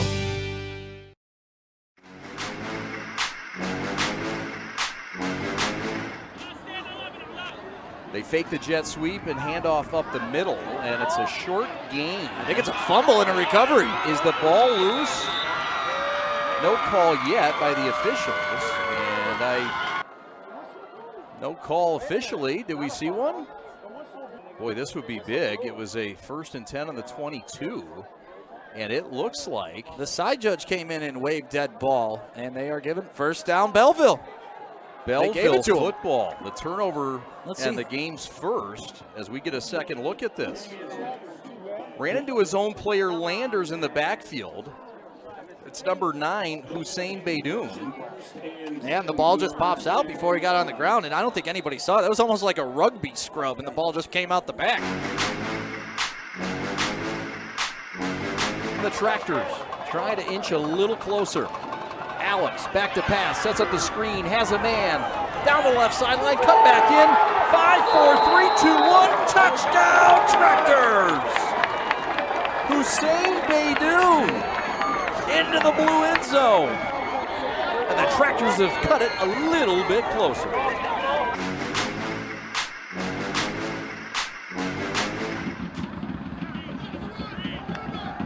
Underwood has time, floats it up, looking end zone, got a man, caught, touchdown Tigers! Deshaun Lee in the corner of the end zone, and it's a 23-yard strike from Underwood to Lee. And the Tigers take the 6-0 lead.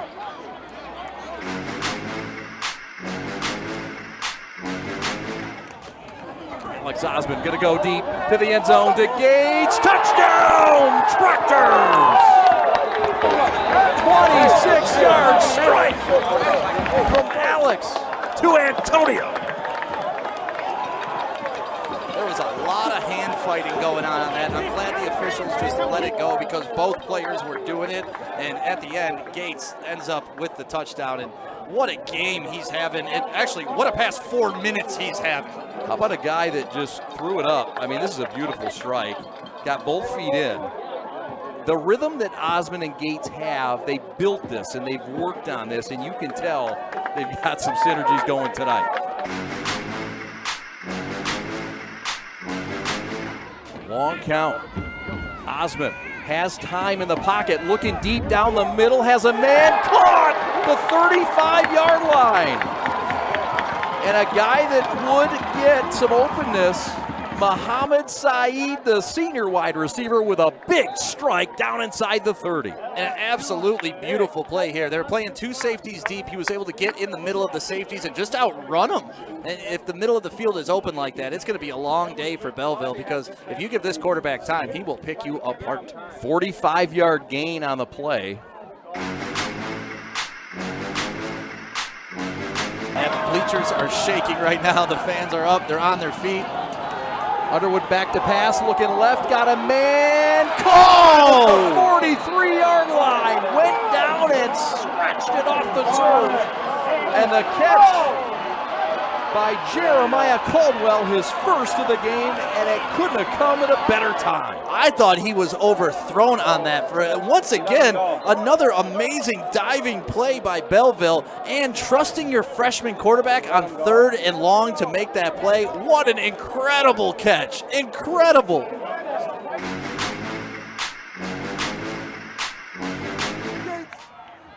Underwood back to pass, looking deep, looking end zone, got a man caught inside the 5, down to the 1. Oh my goodness, a play by the other number 7. That's Christian Rapley, the senior wide receiver. Yeah, Belleville says, we got another number 7 on our team too, and he can catch the ball. What an amazing catch, and the DB just never gets his head around on this throw. It was a great throw. Good way to high point that ball while he's falling out of bounds, but he just could not turn around. The DB just never got his head around. 4 minutes and 17 seconds left. Big 3rd and 5 for the senior Osmond and the Tractors. Antonio Gates got a pass, caught out of a spin, on his feet to the 40, to the 30, makes a move at the 20, could go all the way. He's at the 15, 10, 5, touchdown, Tractors!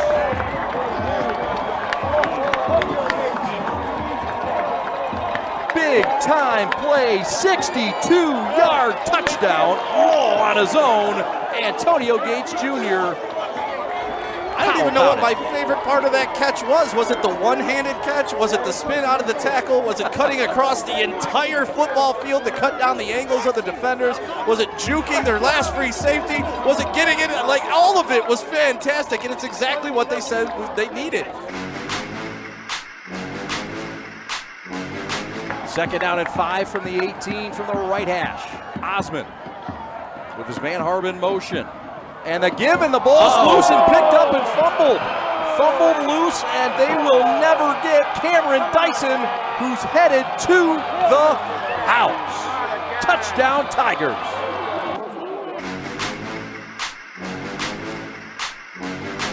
Hattie Saad is back in his own goal line.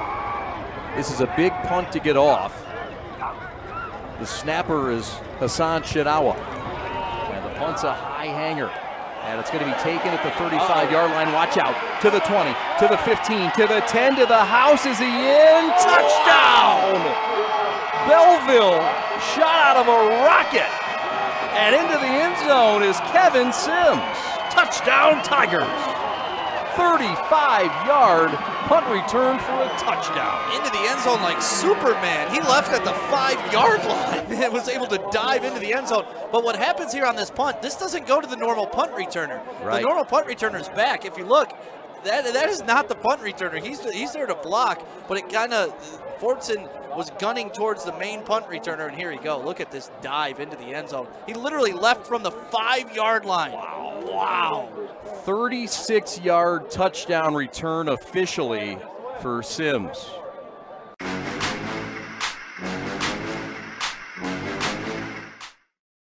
Man! Uh-oh! Carmen's falling behind. Let's give her the hiss of shame.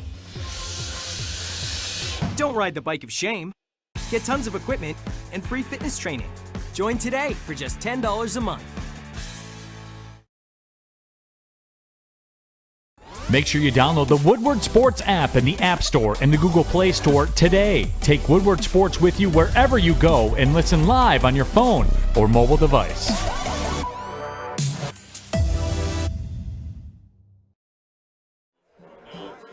It is halftime at Sterling Heights Stevenson. Their band is on the field doing a tribute performance today. But we're here right now. Romeo, Sterling Heights Stevenson 0-0 at half, and both these teams have high aspirations to play at the highest level Thanksgiving weekend at Ford Field. And we're talking about the state championship. If you missed the winners from last year, here's a little recap of all the best teams in the state of Michigan.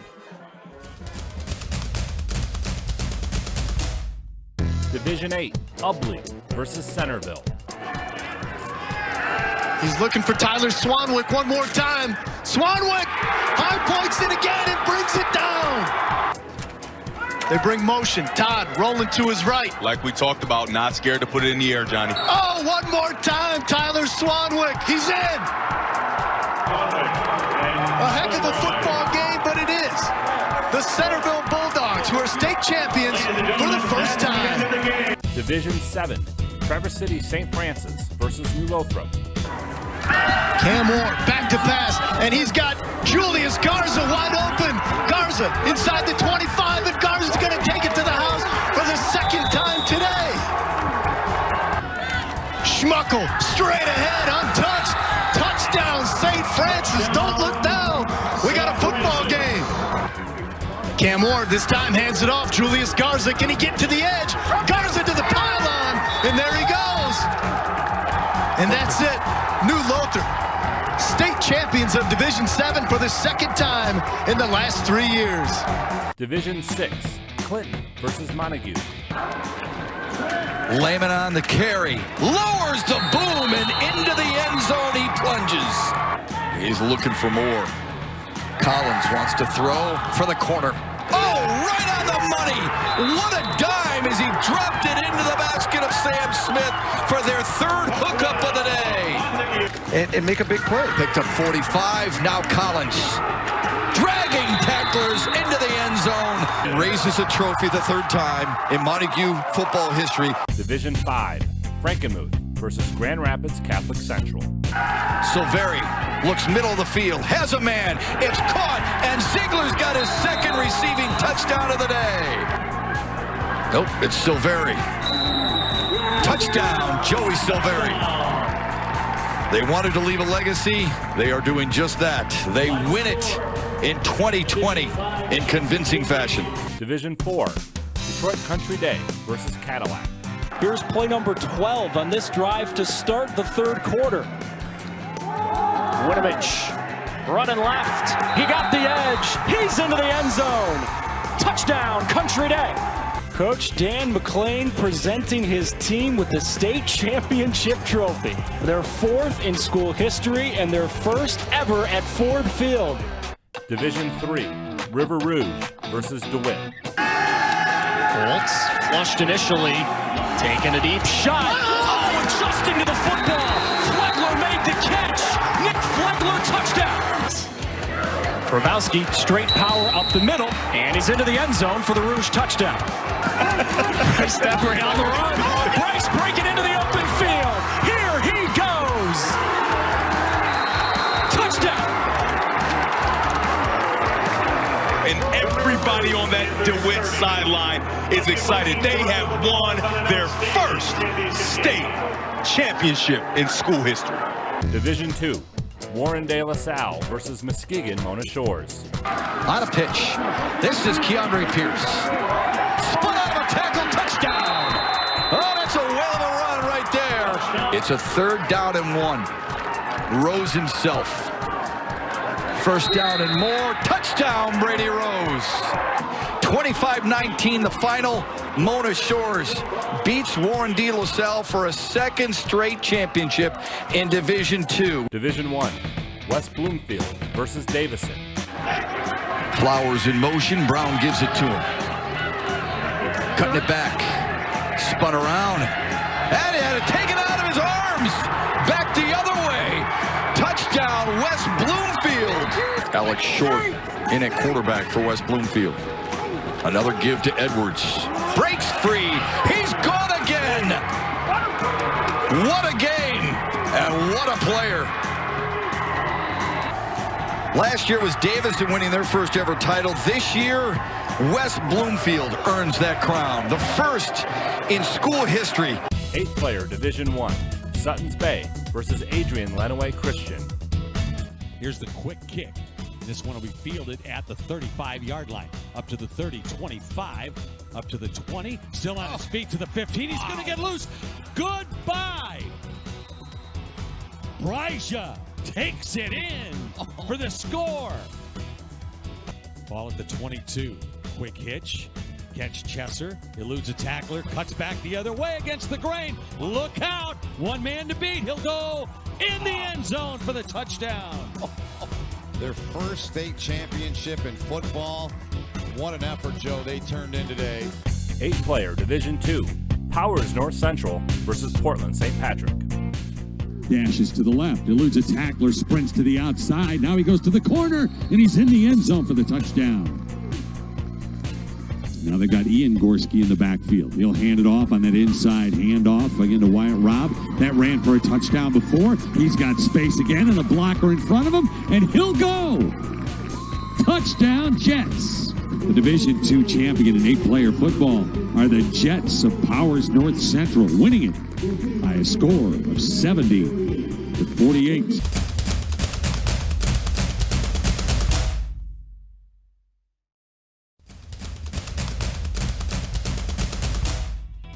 As the voice of Michigan student athletes, the Student Advisory Council's role is to convey the message of how high school sports are supposed to be played. We are responsible for helping the MHSAA maintain a positive and healthy atmosphere so the interscholastic athletes may thrive.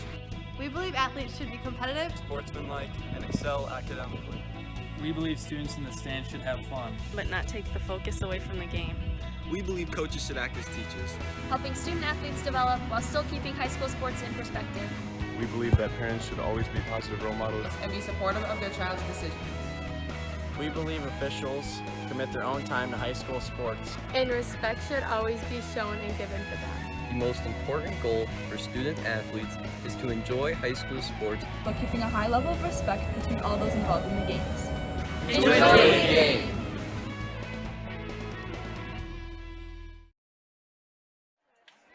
Welcome back to Week 7, the Friday Night Clash. My name is Chad Bush alongside Sam Stick Day, Joey Namath, Joey Radio down on sidelines. Alex Westfall is your executive producer tonight. We are scoreless at half from Runkle Field in Sterling Heights for Sterling Heights, Stevenson, and Romeo for the MAC Red title. Stick, your thoughts on the first half. I loved it. I loved everything about it. Like I said before the game, I was kind of disappointed it wasn't raining because this is the type of game that would be perfect in the rain. Right. Just big bodies running into each other, hitting each other. I love the chess match that we're seeing going on because sometimes when it's not working, that's when you're coaching your hardest, trying to figure it out and put it all together. And I just love what we're seeing so far. No scoring in the first half, but there were some highlights. Stevenson gained in the first half, 25 yards in that second quarter, but they were 5 of 7 from the air, but Romeo got their quarterback going. Rolfs, this is one of their better carries here with a senior quarterback. Yeah, there weren't too many long, big plays, but that was a nice play for him. Nice cut there, and way to read his lineman down the field to get the extra yards, because that would have been short of a first down had he not done that. Then you get the fumble here on the weirdest handoff I've ever seen in my life. Tried to hand it to his back. Not the running back, to his literal back. Then the field goal attempt, the final play of the first half, evidently wide left. The officials paused, looked at each other, and one of the officials, with a lack of confidence, said, no good. And so that's where we sit. I still don't think they're sure. I don't think so either. There are some things we're sure of. There's an upset. Well, I don't know if it's an upset, but it's certainly one that folks may be surprised at the large margin. Number 11, Fordson, leads Livonia Churchill 35-7 at halftime. That was essentially for the KLAA a share of the East title. Of course, Fordson now will share it with Belleville, both those teams with one loss. Other scores from around this wonderful Tri-County area. Detroit, Novi Catholic Central 7, Orchard Lake St. Mary's nothing. That's at halftime. Of course, we've covered a few Orchard Lake St. Mary's games. Or, by the way, Kaylin Lucas is from Sterling Heights, from Orchard Lake St. Mary's. Nice, great career. He played in Europe, played in the NBA. Kaylin Lucas, leading scorer in St. Mary's, I believe. Yes, sir. We're on the east side, and when you're on the east side, you should mention the best team on the east side. And with all apologies to Sterling Heights Stevenson, Warren de La Salle is that, and they lead 21-0 over U of D at the break. Lapeer 16, Midland Dow 14. I don't know why I gave you that score. That's not a part of the Tri-County area. We move on. No score at the break. The Titans of Sterling Heights Stevenson and the Romeo Bulldogs. We got a dandy of a second half coming up for you right after this. It's the Friday Night Clash, Week 7, Game of the Week, presented by Woodward Sports. All right, this is Adam, take 2. Mark? I guess. I go like this. The best part about playing football in Texas has to be the reaction from the community. I want to encourage others to play volleyball or choir because you get to experience new things and do stuff that you've never done before. My reason why is passion. My reason why is pride.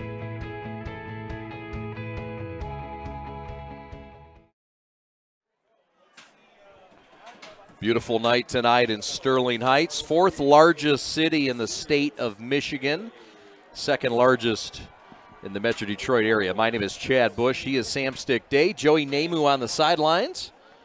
Yeah, let's take a quick look at the scoring update from the first half, and there you have it, 0-0. No score in the first half. The best scoring chance was at the end. Yeah. Stevenson had a chance for a 26-yard field goal. Their kicker, who was 1 for 1 on the year and 14 of 15 in PATs, missed a field goal that he usually makes. I guess the thing that sticks out to me, Stick, is Romeo and the way they've defended this Stevenson offense that is averaging 36 points a game.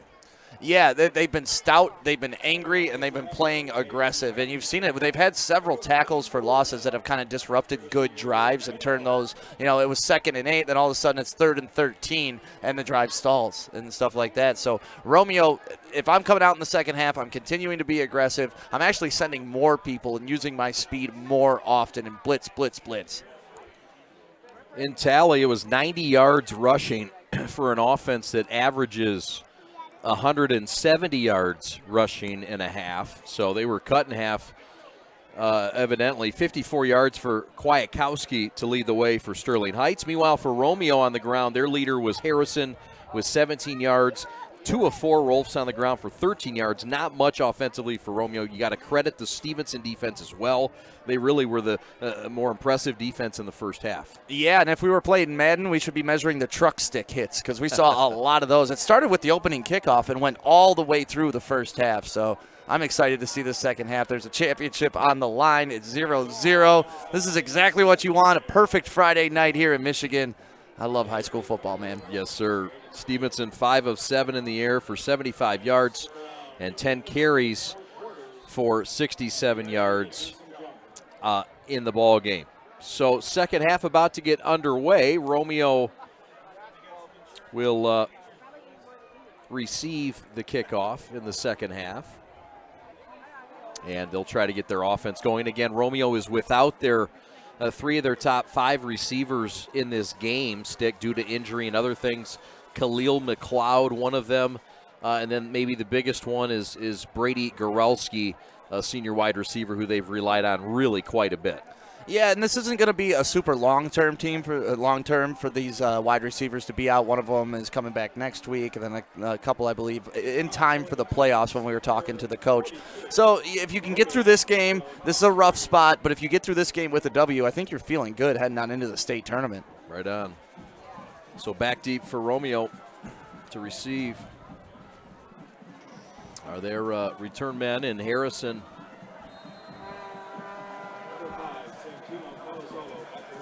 And Palazzolo as the kickoff comes. And that will fall into the 1 yard line. That's in play. That's down to the 2. And Harrison's in trouble and down at the 7 yard line. Credit the kickoff that time for Stevenson. They do have a kickoff specialist, and it's number 42, Gorjan Ziakovsky, the senior. And this is a perfect kickoff. Absolutely perfect. You can see Harrison thinks that it's over his head. It's going to bounce into the end zone. They're going to get it at the 20, but then it takes that weird football hop. You never know how that ball is going to bounce, and it just died right there on the 1 yard line. So poor starting field position for Romeo now for their senior quarterback and one of the twins in Rolfs. Guy who completed just a couple passes in the first half. He was 2 of 4. Try to get this ground game going. It's an offense that amassed less than 70 yards in the first half. Run left side is a healthy gain by Casey Harrison, his best of the contest. And that'll set up a 2nd and short for this Romeo offense, wing T and other things, and they deal with tempo, and we see that now stick. Yeah, they deal with tempo, but they're also working the edges, which was what's successful for them in the first half. So I like them coming out in the second half with that being their first play. Like, let's keep going to what works. Yep. They're working against a Stevenson defense that gives up 24 points a game under Carmine Madonna.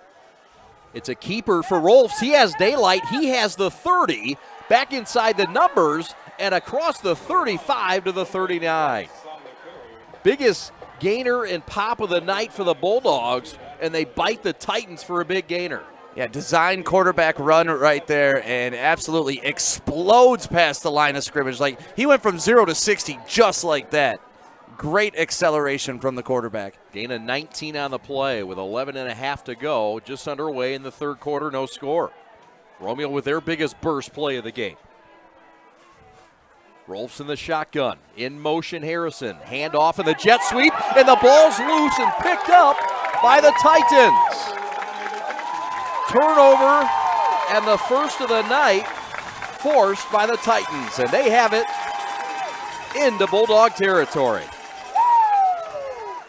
If you're Romeo, you got to feel sick on that play. You actually had some running room there, but he got his hand in number 7 from Stevenson. Caden Bollinger was able to get in there, strip the ball out, and what a great recovery. And that is a huge momentum shift. I mean, this is great field position for Stevenson coming out. 1st and 10 from the 30.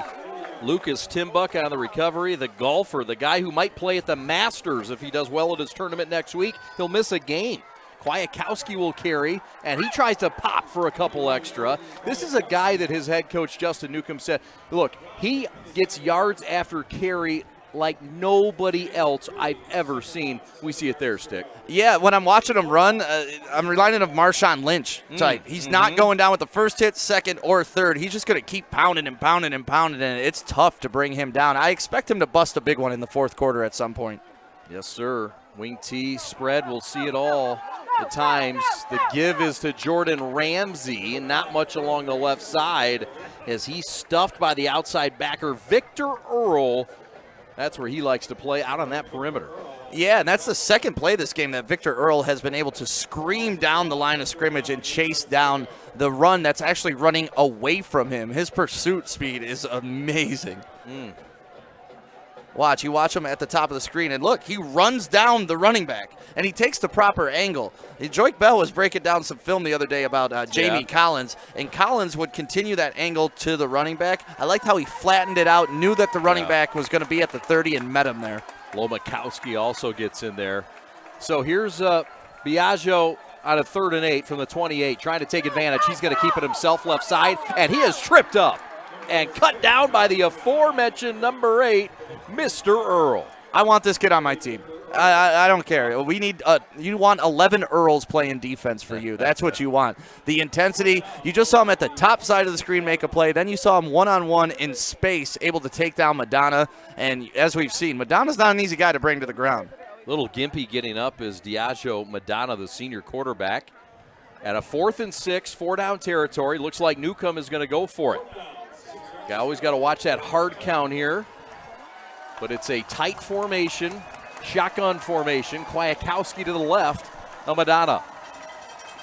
Kibbe, wide receiver left. Pass left side, Kwiatkowski, and it's behind him and incomplete. And a turnover on downs and another stop for Kurt Reinus' Bulldog defense. And Madonna's got to feel sick about that throw. That's a touchdown if he just takes a little bit off of it, calms down. Look at how wide open Kwiatkowski is on the outside. There is nobody around him for 15, 20. There's nobody in the screen. There's nobody in the screen. Yeah. That was a clear touchdown, missed opportunity. But hand it to, Romeo's defense. It was a quick change, got the turnover, came out, got the stop, got your ball back to the offense, and here we go, 1st and 10. 1st and 10, turnover on downs. Twins to the left for the quarterback, Rolfs. Keeps it himself. Fake the give to the running back, Cameron Cole. And it's a short gain for the quarterback, 2nd and long. And that was almost another fumble. That was, this is a designed read pass option. And you can see he sticks the ball in. He's not sure. And then he finally takes it back. But number 6 was holding on to it. And those are the weird exchanges that can cause turnovers, and we just saw one on their first drive. So, how much do you think the wide receivers missing tonight has to do with some of that tempo change or some of the confusion? Tempo change, yes, but the weird handoffs, nothing. Yeah. That shouldn't affect anything, but they've tried handing it behind the back. They've tried that type of handoff, so. Pass right side, ball up in the air, well defended, incomplete. They were looking for his twin. He was looking for Luke Rolfs, the guy that's been coming on as of late. Although the numbers aren't there, he's a guy that they thought tonight would be a good target for his twin. He was a good target. He was open on that play. The ball was just a little bit behind him. That would have been a clear 1st down, but, the brothers have that connection. Kwiatkowski causing issues, though, because if that ball is in front, that may be intercepted. Yep. So now I understand why he put it behind his brother. 3rd and 9 on the 27-yard line for Romeo out of the MAC Red. Looking to share the title. They could do that with a win tonight. They're tied in a scoreless game. Twins to the boundary in a tight formation for Rolfs, the senior. Rolling right, needs 9 yards. Looking downfield, comeback route, caught, 1st down. Completed to number 34, and that is the freshman, A.J. Phillips, who is a kid that scored 17 touchdowns on the JV, and tonight with the injuries got promoted to the varsity. That's his first varsity catch, and he's a 14-year-old, folks. Yeah, well, we mentioned next man up for Romeo, and when you have your wide receivers down, you bring up this kid, and 17 touchdowns for JV. I think that earns you a spot on the varsity squad. DJ Phillips, welcome to the Red. 1st and 10, Romeo. Quarterback Rolfs, keeps it, fights forward to the 45 before he's flung down. Tackle made by number 17, and that's Stevenson's Adam LeDuc, one of their best. Logan Ruffs, it's interesting to watch the two different styles of the running for the quarterbacks from each team. Logan's kind of a slick guy. You watch him here. He kind of just slides by the defender, slows down, able to get up the middle. And then, of course, for Sterling Heights Stevenson, they're running you over. Yeah, looking for contact. The Bulldogs, who bring in a brand that's tough, aggressive, defensive-minded, physical. And Rolfs has got his team on the run at a 2nd and 5. In a long count. Back to pass, 3-step drop. Pocket breaks down, rolling right. Going to take it himself or throw it away, and he does. And there's a flag thrown for intentional grounding. And there was nobody around, but I'm not sure of the call here. He was outside the pocket, I thought. And got the ball past the line of scrimmage. Right. So, it is intentional. They're calling it. So this is going to be costly as we get another look at this. Yeah, so you see him rolling right. He wanted to take the shot downfield, and this play had some open wide receivers early in the first half. They just missed them. Ball bounces at about the 47-yard line. Ball bounced to the 48. Yeah. So that ball, he was outside the pocket, number 1. It went beyond the line of scrimmage, number 2. I think the officials have done a fabulous job, but I think that call went against the road team. Well, all you can do now is recover. That's it. 3rd and 13 is the result with 7:18 to go in a scoreless game for the MAC Red title in Sterling Heights. Rolfs in the shotgun. Play action. Looking downfield. Got a man open. Palazzolo over his head at the 20. He had Santino Palazzolo open. Just a bit of a pass that just was long. But honestly, if I'm Romeo, I'm encouraged by that drive because you're turning to something that's not necessarily your strength, and you've had wide receivers open on pretty much every play when you decide to throw the ball. So even though this isn't complete, you're feeling good that you can create some plays to get open and get behind the Sterling Heights Stevenson defense. Escapability, mobility, a guy that makes plays on his feet. Couldn't get it there, but he gives his team maybe some confidence, like you said. Yeah, if I'm the coach, it's like, okay, we can get some guys open. We just got to hit them now. He'll stay in and punt. He is Logan Rolfs, a senior quarterback, and he'll bang it away at his own 26. Back deep is Jordan Ramsey, the future Chippewa, looking for some shenanigans, but keeps it himself, and he's across the 40 before he's cold-cocked by number 8, and that's Victor Earl, the sophomore. Man, Victor Earl came to play today. So did Kwiatkowski. Kwiatkowski had a block on that where he knocked a dude on his rear end. Okay. But, yeah, Victor Earl coming in to clean up that play. My goodness, this kid is playing with bad intentions. Yeah, watch. You'll see Kwiatkowski come in and just clear somebody out right about there. Oh, yeah. And then you'll see. Boom. Victor Earl there on Ramsey. Looks like there's a penalty That's on some the hard-hitting MAC Red championship football. And we're here to bring it to you on the prep. With 6:59 to go in the third quarter, and we've got a post penalty. Oh, they called that a blindside block on Kwiatkowski. So they get him on a blindside. I thought it was a clean block. Yeah, that's going to move this thing all the way down inside the 25 to the 24. So a costly block that they thought was a bit dirty.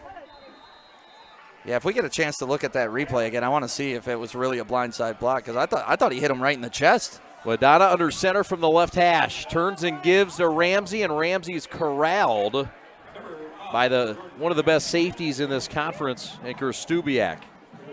All right, so here's a replay of the penalty. So here comes the block. It's going to be at the left of your screen. Right about here. I mean, that's about as clean as you can get. Yeah. Okay. Hate to be penalized for that. Well, sometimes you get a makeup call, right? That may be the case. 2nd and 7 with 6:20 to go in the third in a scoreless game. You believe it? We're scoreless. Trips to the right, empty backfield for Madonna. Rolling right, has a lot of green in front of him. Wants to throw instead downfield, and it's incomplete. He had 20 yards of green ahead, and he decided to throw it up. An unselfish play, but maybe not the best decision.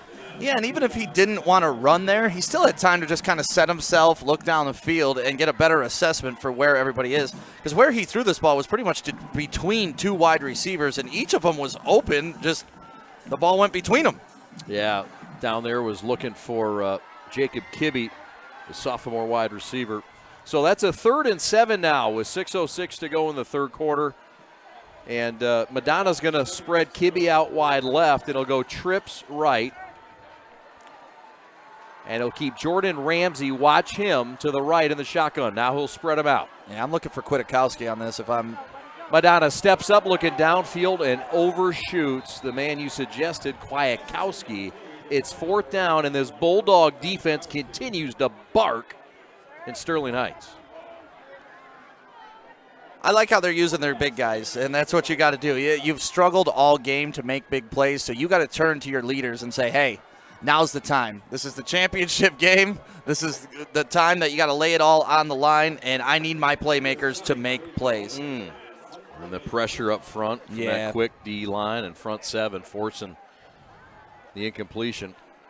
So here comes the punt, and it is underway. Bollinger bangs it, and it'll be caught. Fair catch by Harrison at his own 48-yard line. So will this be the drive? Could this be the drive that we get points? We'll find out right after this. This is the Week 7 Clash on the Prep, presented by Woodward Sports Network.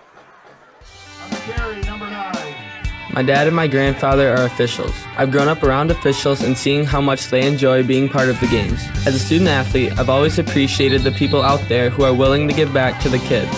The Legacy program lets me officiate while I'm still in high school, working younger kids' games. Officiating gives me a better understanding of the game. I get to make some pretty good money for a high school kid, and I even get to spend some quality time with my dad. 1st and 10 for Romeo. Chad Bush alongside Sam Stick Day. Joey Radio is in the house on the sideline. Look forward to hearing from him in just a little bit here. Alex Westfall is your executive producer.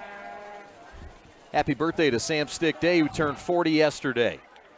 Handoff and give is not much, and that Titan front four is just causing chaos. You got Patrick and Stewart and Martinsick and LeDuc, who's been unstoppable this year. LeDuc, a guy that had a big sack against Chippewa Valley, and really unstoppable one-on-one. Adam LeDuc, number 17. Yeah, that was another designed quarterback run, just not as successful as the one in the past. But I'm still saying you got to feed the outside if you're going against Sterling Heights Stevenson. Quick set to the line. 2nd and 9, and nothing home again for Romeo. A team that's celebrating their 5-year anniversary of that last title. That's right, Peachtown was Title Town in 2015 for head coach Kurt Reinus, who played at Romeo in 95. And this 5-year anniversary when they hoisted in Ford Field with that big 41-27 win over Cass Tech to win Division I. Hard to believe it's 5 years ago, 6 years ago actually. You can high-five a 6-year anniversary. Yeah, you can high-five a state championship for the rest of your life. I'm walking around high-fiving everybody. No doubt. 3rd and 9. One to each side in a tight formation. Rolfs in the shotgun. Motion right to left from Palazzolo, and 4 wide receivers in a route. Rolfs with time, looking downfield, got a man, incomplete at the 10. Well covered by Stevenson. That's a great football play, but it's incomplete, and it's 4th down and punting time. Romeo has missed the wide open player in the flat several times. Cameron Cole was wide open at the top of the screen. All he had to do was dump it to him. Look at him. That's a 1st down and then some. I like the aggressiveness. Like we said, they're showing that they can get open when they are running pass plays. Not a bad throw. Got his hands on it. But yeah, that's He's going for the freshman again. Yeah, I would too. 17 touchdowns in JV. He can get one up here at varsity. DJ Phillips. DJ Johnny. I don't know why I always want to say that. 4th and 9 from the 47. Back deep is Ramsey. And it's a turned over kick by Rolfs. This one's going to hit at the 20. And a helmet is off for Titan at the 28-yard line. No flag down. And it's Romeo football now at the 28-yard line. No score, 3:56 to go. I mean, we've seen games and teams this year that have scored in the 30s. We've seen games in the 20s. I don't think we've seen many games in the teens or single digits this year. This is something new to the Friday Night Clash. Yeah, last week Brother Rice put up 43 points in the first half. In the first half, Chad.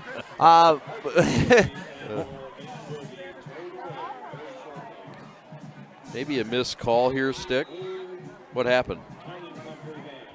Yeah, a little hands to the face action, pushing off the helmet. But, you know, unfortunately, the ref is not looking in that direction when the ball's at the top of the field like that. So that call's rarely going to get made. But, you know, if it isn't called, it's not a penalty. That's right. Stevenson played a close game last week, came from behind to beat Chippewa on their final drive with 29 seconds to go. Kwiatkowski with his 4th touchdown. And right now, they're in another tight one with 3:44 to go in the third. Short gainer here, stick on first down. Yeah, but I'm so impressed every time Kwiatkowski touches the ball. He is so tough to take down, and that's 2 runs tonight that he's only gotten 1 yard, but the normal person is getting knocked back 3. So it's really a net gain of 4 if we're counting at home. 2nd and 9 for Madonna under center. Tight formation, 2 tight ends here, and motion left to right. It's a reverse inside give, and it's not doing much. Not fooling Mr. Earl. Victor Earl with another stuff. And it's a 3rd and mid, call it 3rd and long for Stevenson. Yeah, you want textbook tackling, you want textbook position playing. Keep your eye on Earl the entire game. Watch him break down. This is perfect. Look, he breaks down, waits for the tackle, sticks, locks, lifts, tackles his man. That is textbook. Put that in your coaching film. Yep. I believe that handoff was to Adam LeDuc, and that's his first carry of the year. 3rd and 8 from the left hash. Diageo Madonna, pocket breaks down, wants to throw deep. Ball downfield, got a man Ramsey, and it's caught inside the 20. No, they're going to say incomplete. Oh, my goodness. The official comes in and waves it off. Pass was well defended, but Ramsey, between 2 defenders, nearly caught it after a bobble. And as you can hear, the Sterling Heights Stevenson faithful are not agreeing with that incomplete pass. First of all, I cannot believe he caught that. This was a moonshot. That ball was at least 100 feet in the air, 60 yards down the field between 2 defenders. Oh, it did come out. It did come out. Yeah, it did come out. Good call by it the officials who were right on it. Well defended by Joey Kristubiak and Giorgio Ruffino. So punting time for the Titans, and it's a low liner, and it's a fair catch by Harrison that he wants back. Oh, boy. The boys from Kid Rock's hometown are licking their chops at a defensive effort against a team that came in with Sterling Heights Stevenson, an offensive juggernaut, averaging 327 yards on the ground a game, Stick. And we're going to get the final tallies here in a moment, but it's not close. It's not even close. They're around 100. Yeah, Jordan Ramsey, too, after that series kind of came off limping a little bit, so that's something we're going to want to watch for the rest of the game because he's been their power back since the first quarter. So, whew, man, that almost catch was the most exhilarating thing of the game. That's the best thing we've had, right? Right. Enjoying a shutout, enjoying a no-hitter. Casey Harrison, handoff left side, outside the numbers now. He's got room. To the 50, has some room. Across the 50 to the 47-yard line. He has his best run, and it's a chunk play for Romeo. Move the chains and move into Titan territory. Yeah, and it's going to be interesting to see if Romeo comes back with tempo. They're huddling up right now, but this is a great play. Get outside, and nobody was there to contain. Lineman got the seal, number 55 for Romeo. Great block. Where's he at? Nick Schneider. Great block on the outside. He's one of their best up front. Big boy, Nick Schneider. Left hash, snap low, handoff, give, bouncing at the 50, and a tackle for loss. Coming up is Kwiatkowski to make the tackle. The Chippewa commit makes a 2-yard tackle for loss, and with under 2 minutes to go in the third, it's 2nd and long for Romeo. Now, here's what's interesting. So they ran pretty much the exact same play last time, and they were able to get to the outside. That time they tried to cut it back up inside, and you lose 2 yards. So, once again, if I'm Romeo, I'm pushing the edges constantly. We'll see what they do here with 90 seconds left until the quarter expires. Rolfs rolling left, right-hander, fires a comeback route. It's incomplete. Too strong. It was well covered by Stevenson's number 15. That's Ahmad Haour. He's one of their best in that defensive backfield. It's a solid unit. Yeah, we may want to get number 34 a belt. I know he's new to the team, but let's get this man a belt. He was just pulling up his pants there. DJ Phillips on the comeback, or the out route rather. And it's 3rd and 12 now. 90 seconds left. Ball at the mid-strike. So you're Romeo. You've had some players open when you've called your pass plays, but your best options have been going to the outside, and you've missed a couple guys wide open in the flats. So I'm watching the flat right now, and I'm looking for that play that I've been missing all game. Maybe a dump down. Good call. Empty set, 3 to the left. Tight right is Harrison. For the quarterback, senior Logan Rolfs. Pocket breaks down, steps up, fires low, incomplete. 4th down, punting time for the Bulldogs as Kurt Reinus sends out his punting unit. Yeah, Caden Bollinger actually took all the power out of that throw. It's tough to throw when you're not on your feet and you're floating through the air being picked up by another defender. Yeah. He couldn't get anything behind this ball, and it's unfortunate because his wide receiver was open. Bollinger, kind of an oddball in that he was a soccer player growing up. He was a goalie on the soccer team. Athlete. And a guy that's a soccer player / linebacker. It's a rare combo. He'll play for the Sterling Heights Stevenson soccer team. He's one of their best players. And this is a guy that is a tough kid. He's a sophomore, and two of those sophomores are linebackers, and Bollinger and Tim Buck. Both play different sports, one golf, and the other one, as I mentioned, soccer. To be young and great at something. yeah, and to be great at multiple things is even more impressive. Yeah, that's impressive. 1:17 to go, Stevenson football. It's a shutout. We got a no-no going in the Heights. What is up? This MAC Red Championship game, you never know what angle a game's going to take, and this just tells you that this is how things go sometimes, right? It doesn't always follow script. I like it. I want more of it. I love it. As long as the hitting's followed by it, I'm okay with a 0-0 game. Stevenson's offensive coordinator, Justin Newcomb, calls the play in his 4th year, the Cousino grad. And his run game coordinator is Ryan Reason, the former Oxford Wildcat under Bud Rowley and the former Dutchman at Hope College. They met at a coaches clinic, AFCA, down in Georgia. And Newcomb said, I like this guy. I want to bring him in to run my run game.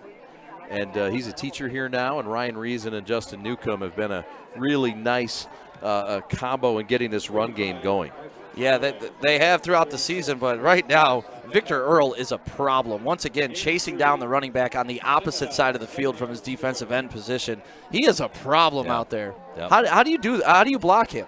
I mean, because you're expecting him not to make the play because you're running away from him. He's the guy you leave unblocked, but he's making the play every time.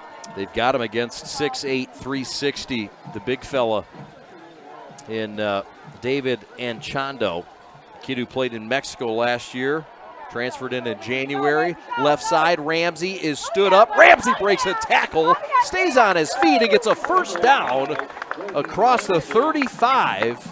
Call it a gain of 9 with 21 seconds left. I think they're going to mark him just short.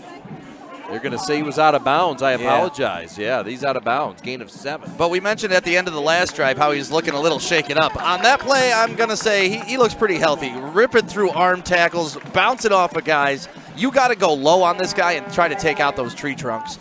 That's right. Stay low, stay low. Low man wins. Frank Jano's taught you that. Time winding down in the 3rd.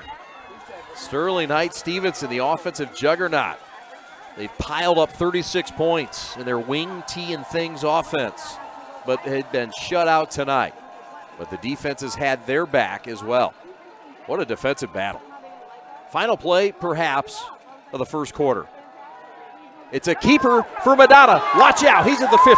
Stiff arms a player down inside the 40 to the 38.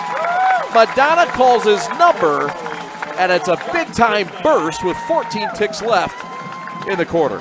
That was an incredible fake. It even fooled me. I was watching the runner up the middle while Madonna hit the outside, but watch this play fake right here. That is about as good as it's going to get. It fooled the whole defense. 2 comes crashing down, loses the outside leverage, and then all of a sudden Madonna matriculates down the field for a good 20-yard pickup. Great play fake there. Gain of 30 on the play. That's the biggest offensive play of this game.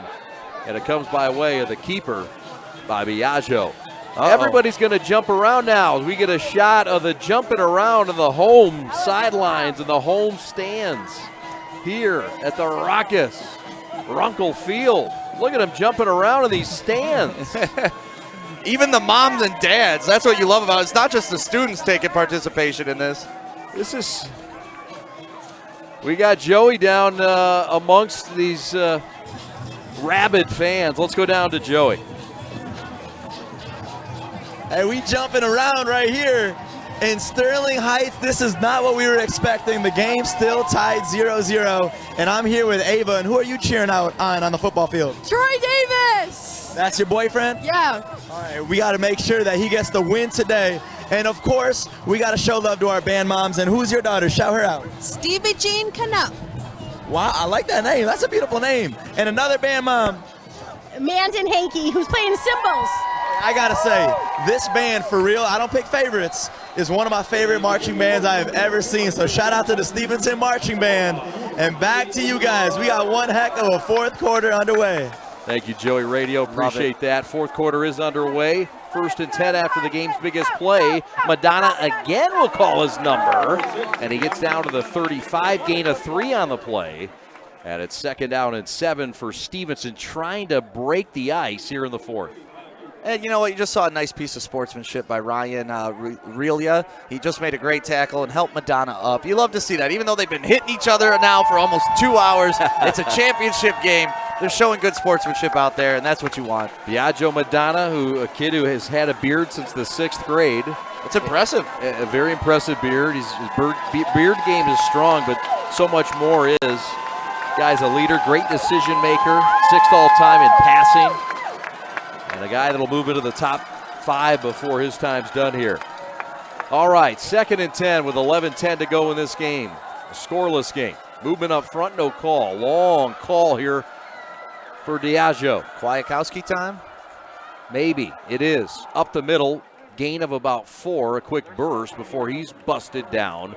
Big tackle in there by number 67. That's Joseph Collin for the Bulldogs. I keep expecting him to bust one. Eventually, he's going to break this arm tackle up the middle and be able to bust one. And that's the good thing about having a 225-pound horse at running back. He's getting stronger as the game goes on. Well, that's what that 6'1", 225-pound frame. You got 2 guys that run the ball that are 225 pounds. Oof. And Kwiatkowski and Madonna. Then you got another Division I back and Ramsey, but Romeo has kept them in check. You look at the numbers, 107 yards for Stevenson on the night on the ground. I mean, that is a third of what they've done typically in games to this point. 84 yards for Romeo. Pitch left side, Ramsey. Double pass coming up. Left-handed southpaw pass is short.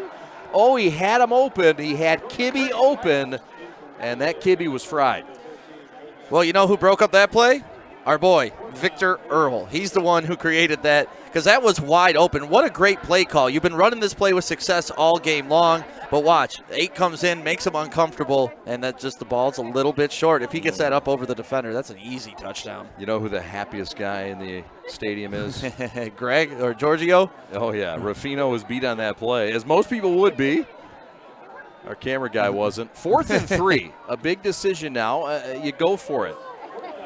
Yeah, you have to. You don't know how many possessions you're going to get back. And at this point, I think you can trust your defense. Yep. 4th and 3 from the 31-yard line. 10 minutes left in the game. Madonna in the shotgun. Takes it himself to the 30 and is spilled to the 29. He did not get it. That is going to be close. Another turnover on downs, it appears, for Romeo. That's going to be very close. And they are going to measure, well, I shouldn't prematurely call it, but it looks like it is short. As we get a look at the replay, and he is down at the 29. And it is officially short, and another stop of possession for Romeo. Wow, what a big stop. Are they bringing out the chains? I don't understand why or what. But the Titans have the right to ask for a measurement. Certainly. Yes, they do. And that is close. I mean, you see it's not quite to the 28-yard line. And here comes the chains. These officials have done an interesting job tonight because when they're not sure, they do confirm and get together and talk about it, but sometimes it's after they already made the call. So we will get a pure measurement here and find out. And they are well short. First down, Romeo. Turnover on downs, the 3rd stop of the night on downs for this Romeo defense. Stand up, Romeo. A defense that has been fabulous all year. under Kurt Reinus, who coaches that defense, a 3-4 defense. Here's a good look at it. Oh, man, that's so tough. Wow, what a block out front by 56. Yeah. Yeah, I mean, it was a good spot. They spotted it in the right place, so Perfect yeah, he's spot. short. Romeo football, when will this streak be broken? If I'm Romeo right here, I'm bombing it. I'm throwing one. I'm taking my chance right now. I'm taking my shot. They have a single high safety. Nobody over the top. Rolfs, play action, looking downfield, looking deep, and overshoots the intended receiver, Casey Harrison. And the incompletion for Rolfs, who has a few completions tonight, but it's been his groundwork that has had most of his statistical advantages. But I like that play call there. That's exactly what you have to do right now. There's 9 minutes left in this game. You're having trouble putting the ball in the end zone. So why not take a shot right here on first down? Hopefully they don't expect it. And you have, once again, Romeo has guys downfield open. But I like that play call by the Romeo coach. Yeah. Now get back to business and start running the ball. That's right. That Romeo coach is Mark Brandemarty, the offensive coordinator. Team that had a 9-minute, 16-second touchdown drive against Dakota earlier this year. I do not understand that call. Yeah, that's a quarterback sneak on second and 10. Yeah, Rolfs is a guy that can pop one, but it's a Stevenson front that's pretty stout, and guys that move around quite a bit too. I mean, they make you think. But when he's been successful on those quarterback runs is when he's been in that short shotgun set and they've been able to take a step and read the defense. That was just a quick, literally, they seemed like they were only going for a half yard on that. Yeah. That's an interesting call. Romeo with 100 yards of offense. Stevenson with not much more. And we've got a timeout. We'll take it with them. 8:47 to go in the fourth quarter. We pause on the Week 7 Friday Night Clash presented by the Woodward Sports Network. Make sure you download the Woodward Sports app in the App Store and the Google Play Store today. Take Woodward Sports with you wherever you go and listen live on your phone or mobile device.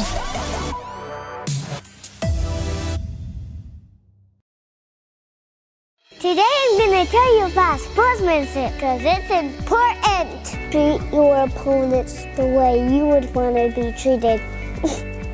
My mom says that. Listen to the referees. It's their job. Be nice to their team and our team. Cheer them on. Always play fair. It's the right thing to do. It's sportsmanship. It's not that hard. A couple of Jordans are headed to Mount Pleasant. That's right, a chipper duo. Jordan Ramsey and Jordan Kwiatkowski, both committed to play football and received a scholarship offer from Central Michigan University. Play for Jim McElwain. They've combined for over 1,400 yards and 22 touchdowns this year as the team's lead tailbacks. They also, of course, play on defense in key roles. Yeah, Central does a great job of recruiting the state. Sure do. Albert Karshnia, a wonderful job. 3rd and 9. Quarterback keeper again. It's short, and Romeo is going to be in a punting situation here or a big risk-taking situation if they want to go for it.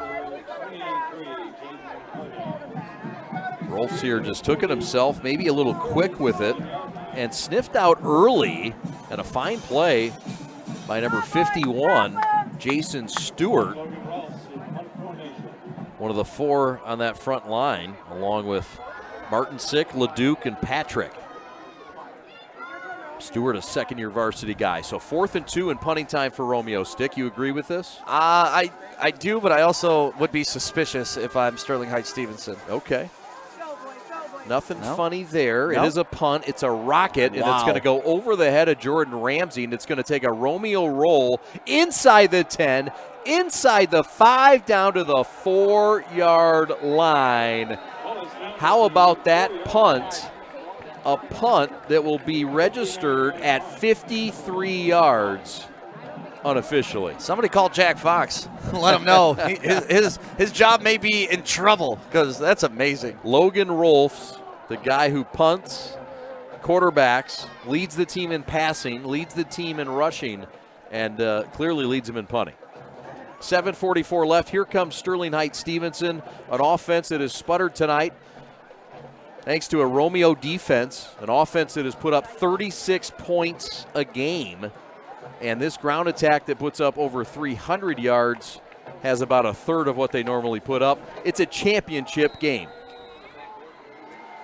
You look at the head coach for Romeo, Kurt Reinus. In his 19th year, he has 21 years there overall. He went to Grand Valley, graduated from Romeo in 95 and from Grand Valley in 2000. And he's part of that notorious coaching tree under Brian Kelly. Handoff, Kwiatkowski pounds his way, grounds his way forward, and it's a gain of 10 on first down. Feed that beast. Feed that beast. That's all I'm saying right now. I told you he's going to break one in the fourth quarter. We're about midway through the fourth quarter, and you can start to see just him wearing down the Romeo defense, which has done an incredible job today in their own right. Move the chains on first down. It's a big offensive line, as we talked about. 2 tackles who are both over 320 pounds. I mean, that should have been a 2-yard gain, and he turned it into a first down. Yeah, much of that on his own. Motion for Ramsey. Handoff inside. This is Kwiatkowski, and that one's shut down quickly. Not much there. It's going to be second and long.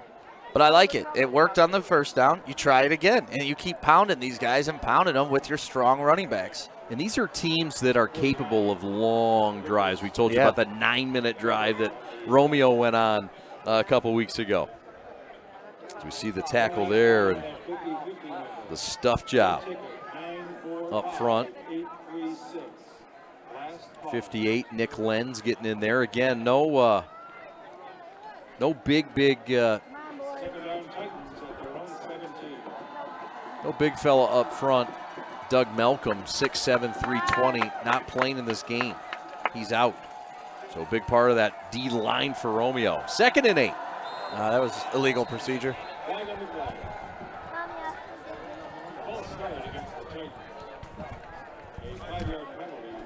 Passing we knew was not going to be a big storyline in this game. Romeo 3 of 11 for 27 yards. All out of the passing of Logan Rolfs. And Stevenson 5 of 12 in this game. A little more success for 75 yards. That's right about their average. They complete 5 a game or try 5 a game. They've already tried 12 a game. I mean, it's like the George Port Orchard Lake St. Mary's offense. You get a couple catches a game, man, and you're feeling good. Well, they've had to. They've had to try something, and you like that. You know, coaches, adaptability is a big part of being a coach and in-game adjustments. You came out with your running game. It's not working. We got to try to pass. Yep. LeDuc wide left along with Ramsey. Back to pass. Madonna on a 2nd and 13. Got Kwiatkowski, and it's intercepted by Youngblood. Youngblood picks it off at the 36. Turnover, Madonna, and Romeo gets their own rip. And they're in scoring position with 5:36 to go. That was a great play because Kwiatkowski was open down the sideline. It was a little up and out, and then all of a sudden, number 20, Youngblood, just comes in your screen, takes the ball. Kwiatkowski took some exception to that interception, but you know what? It's Romeo ball. Nothing you can do about it now. The Youngblood name in the MAC conference is prominent. His daddy, Terry, played at Hillsdale, and his uncle, Joel, was the quarterback at Central Michigan in those teams that upset Michigan State. Daylight, sideline left for Harrison. He's inside the 15-yard line down to the 12, and Romeo making a move here late in this one. He was one block away from that being a touchdown. Number 5, Palazzolo, was out in front of him, and he just didn't end up blocking anybody. I think he was trying to get downfield a little too fast. But watch this. All he's got to do is peel back and get 36, and that could have been a touchdown. Touchdown saving tackle by Lucas Timbuk, the sophomore. 5:27 to go. The home crowd and team getting nervous. Romeo on the run. You got trips at the top and only 2 defenders on him. Watch that. Trips to the right. Tight end left is the twin brother, Luke Rolfs. It's the quarterback, Logan, down to the 6-yard line before Madonna corrals him. It's a gain of 6 on the play, and it's 2nd and mid. Now, if you're Romeo, you have a potential to get another first down inside of this drive. So you could almost milk this entire 5 minutes if you really wanted to, and you're confident enough in your run offense to pick up these next couple yards. Neither team built, to your point, for a quick drive. Here's a good look at that interception that may be the game sealer or the game changer. What a great play by Youngblood. Caleb Youngblood, the senior safety. Another hustle to the line. Tempo play. Handoff right side. Handoff to Joey K. Trying for the corner. Is he in? Nope. Oh, touchdown, Bulldogs! Joey Krastubiak into the end zone for the game's first score for the championship title.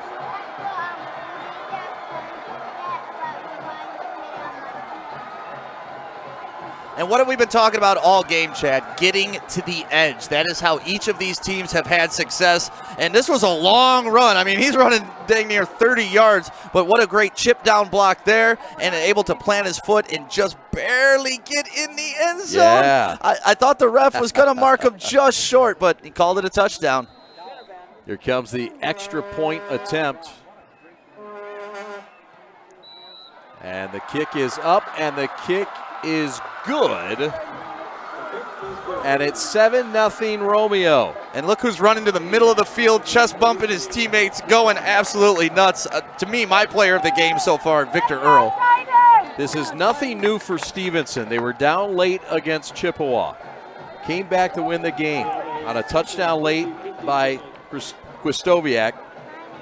Let's take another look, though, at this touchdown stick. Yeah, I want to see if he was a little out of bounds before the ball got in the end zone. But this is a great play. I mean, we've been talking about getting to the edges, making sure that you are using your speed. Now watch his left leg. Right. He's in. He's over the pylon. He's in. Yeah. All right. Great athletic play to find the pylon and to get in. And a great call by the official. Joey Krastubiak is in, and the Bulldogs on the road barking their way, trying to disrupt the MAC Red and share this title. Well, now it's going to get intense. Yes, sir. So taking advantage of the turnover. You have to. The Youngblood pick by Madonna to the 31, and they make use of the short field. Here we go. And the kickoff by Youngblood, and this is blown dead before it gets underway. Wonder what the call on the field is, because there's no flag on the field, so it's not a legal procedure or offsides. Maybe just the refs haven't started the play, so they're calling it dead.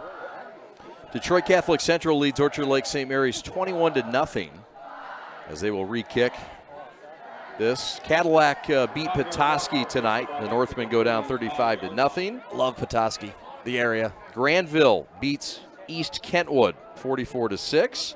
Fordson leads Livonia Churchill. They've come back. It's 35-20 now as they go into the fourth. Yeah, it looked like number 5, Santino, was a little offsides there, so that's what they called, and they brought it back. I didn't see the flag on the field at all. So here we go. This is a potential kickoff return that really Sterling Heights Stevenson hasn't had at this game, but they're going to be able to return this ball. Hopefully, for their sake, they can make it into a big return and get some better field position. Chippewa Valley leads. Cephas Harris has 5 touchdowns in the first half. Wow. Detroit King, who we may, hint, hint, see in the near future, is leading Renaissance 57-7. King is the #1 team in the state, undisputedly.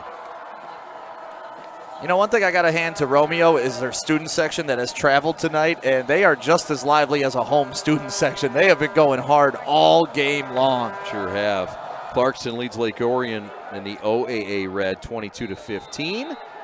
Kick into the end zone, and here we go. So Stevenson was down last week to Chippewa, and came all the way back on a long drive, 7 or 8 minutes, to finish the game with 29 seconds to go and take the lead. Here they can't take the lead necessarily. They could if they go for 2. Correct. But this is a drive that could potentially be their last.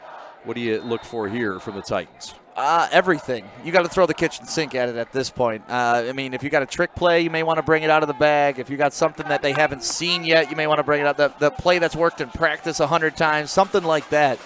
But you got to do something. Yep. Madonna in the shotgun from his own 20 to start this drive with 4.5 left and his team down by a touchdown. He's rolling right, looking downfield, and he's dropped at the 16-yard line. Loss of 4 on the play, and he's popped by Matthew Plotz, the senior, coming up with a nice stick outside the numbers. I mean, Romeo started the game with the kickoff with a big hit. It's now 4 minutes left in the fourth quarter, and they are still truck sticking people. Wow, that is a big hit. Now, that's the type of stuff that sets the tone. It's, hey, we're still out here. We know that the game is on the line. Don't look at us to play a prevent defense. Yep. We're coming to get you. Mark Gedge also out there setting the edge. Empty set. Right hash and a 2nd and 14. Under 4 minutes to go. Madonna looking left. Nowhere to go, and he's stuffed at the line. Taken down by Gedge. Along with number 36, that's Luke Rolfs, the defensive end. Third and long. You can start to see some frustration on Sterling Heights Stevenson. I mean, they had 4 wide up top, but only 2 guys went out on the route. So it's tough to get open if you're only sending 2 guys out on the route at a time.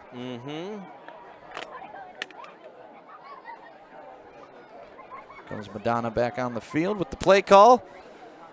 3rd and 13. What are you calling here? You thinking something safe with a screen, maybe a draw up the middle? I like a screen. I do too. I think you're thinking quarterback draw if you're Romeo. I think a screen is a nice play here.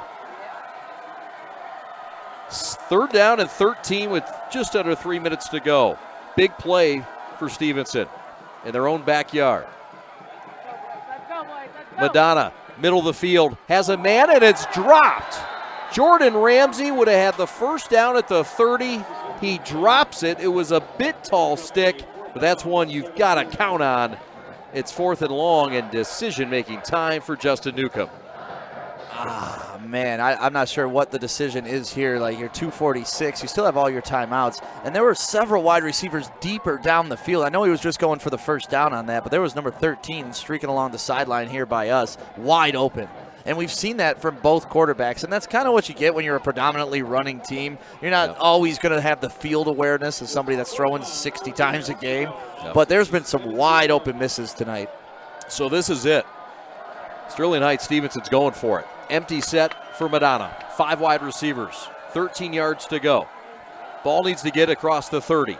Madonna has time. Looking right, has to get it on his own and will not get it. He is out of bounds at the 25. It is a turnover on downs again for the Bulldog defense, who just might just grab their share of the bone of the MAC Red.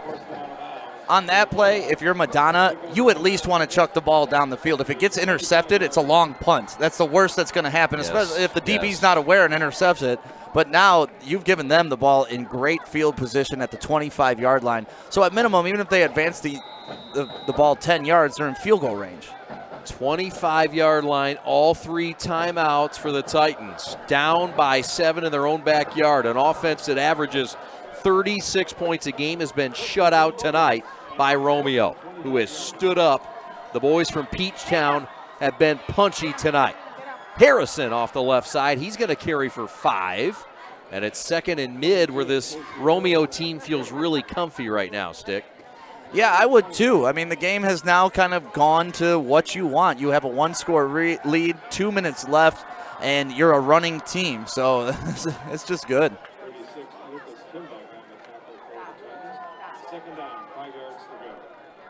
Running clock, 2:07 to go. Here's a play at the 3rd and 13, and look at all the guys with wide open in the middle of the field.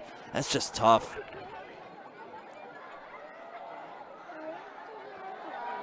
Here we go. 3 wide at the top. Running clock. Yeah, this is a quarterback draw. It has to be. There you go. Rolf's going to take it himself. Shake and bake inside the 15 down to the 12. It's a first down. Move the chains. And the timeouts are going to have to start to be taken right now. And that's exactly why you knew that was going to be a draw. I mean, there was no way on this planet that they were passing that ball. So when you see 3 wide, if I'm Stevenson, I'm slamming everybody down. I'm leaving my cornerbacks alone, saying don't even worry about the pass on that play. So with 1:41 left, timeout taken, and Stick, Romeo can feel it. A share for the first time since 2010 of the MAC Red title. And they got to feel really good about the way they played tonight. I mean, they came out, set the tone on the opening kickoff with a big hit, and then all game long, big hit after big hit after big hit, and resulted in a big turnover, then a big run. So the tip of the cap to Romeo. They've played an incredible game tonight. And it's not like Stevenson is outclassed. This has been a tough game back and forth. It's just that those little margins of errors that change the game. Sure, in a program now that's been streaking 17 straight seasons that Romeo has made the playoffs. Have not had a losing season since 2003. And something this program very proud of. Team that won a 2015 state championship. And a team that's led by a couple of twins, Logan and Luke, and a team that's down a lot of guys tonight. A couple guys on the defensive end, a few wide receivers. This is a really gutsy effort in what looks like a win. Rolf's going to keep it himself, going to roll right on 1st and 10, going to try for the corner of the end zone. He's not in. And with 1:33 left, we'll see if Stevenson takes a timeout here or just lets it run down. Yeah, it looks like they picked up the first down. And to your point about all the injuries, when we were talking to the head coach from Romeo, not that he would be surprised if they didn't win or if they won this game, but he was like, hey, this is an uphill battle for us, and it is truly a next man up mentality. It's almost the next man to the next man in some cases, and it's worked for them tonight. That's a tip of the cap to the culture of that program. That's right. On their 3rd string holder. Remember? Yes. Down to their 3rd string He holder. said, when do you ever plan for 3 holders? Never. 1:18 to go. Handoff. Hands off to Joey Krastubiak, and he's in the right corner of the end zone. Touchdown, Bulldogs. Yeah, it looks like that's coming back because of holding on big number 73, Cole Tinson. But I don't even know if that was truly a hold. It looked like he just blocked 2 guys because he was huge. That could be costly, and I'll tell you why. That stops the clock. You don't have to use a timeout, and that's also going to take you back 10 yards. And it took points off the board. And it took points off the board. A lot of reasons that was wrong. Oh, that too. Yeah. No, but I'd like to see that replay because, honestly, I thought he got a great block on that. And here, we're going to get a good look at it. Watch number 73. He's going to be at the top of your screen. There he is, the pulling guard. Yeah, he comes out, he pushes, and then he pushes the other guy. Obviously, I can't see the other side to see if his left hand has a hold of the jersey or not, but from my angle, that looked good. So it's 1st and goal from the 13. Rolfs will call his own number again. He gets Another inside flag. the 10, and another flag. You notice the flags are pink tonight. October, Breast Cancer Awareness Month, I'm assuming. Yeah. Threw me off a little bit for a minute. I thought, well, wait a minute. Are they starting to throw different colors for different penalties? Is that pink flag a 15? Oh, man, imagine how confused the officials would be if they're, like, reaching around for all these different colors trying to throw them out there. So back-to-back holding calls. This is very interesting. This takes you a bit out of field goal range. Yes. This also forces another timeout or avoids having to use another timeout as we get another look at this hold. I mean, are you starting to kneel on the ball at some point? Yeah, he does grab the jersey a little bit.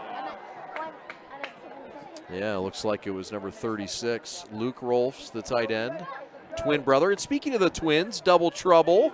Got a nice little double trouble pair of twins. Start on the offense together. Quarterback Logan and tight end Luke. Luke is a two-way starter, a tight end and outside linebacker. Logan, a dual-threat quarterback, guy that leads this team in rushing and passing. He had a big responsibility tonight, and these twins just may have led this club to a victory. Yeah, and, they both are winning in the hair department, too, so good for them. Good genes. They must be related to the Bushes. Oh, you're too kind. Too kind. Appreciate the stat crew tonight. Stat the Pat leading the stat crew tonight. No Jamie Johnson. She's down south in South Carolina doing some damage on a beach somewhere. No problem. Nate Bush will pinch hit for you. We appreciate our great crew tonight. Alex Westfall, your executive producer. Steve Rhoda your technical director. Stick around in the postgame. Joey Radio will try to get the victorious head coach, Kurt Reinus. If he can't get the head coach, I hope he gets one of the shirtless guys that painted their chest for Romeo over there. Can we get a shot of those guys? Oh, now they got their lights out.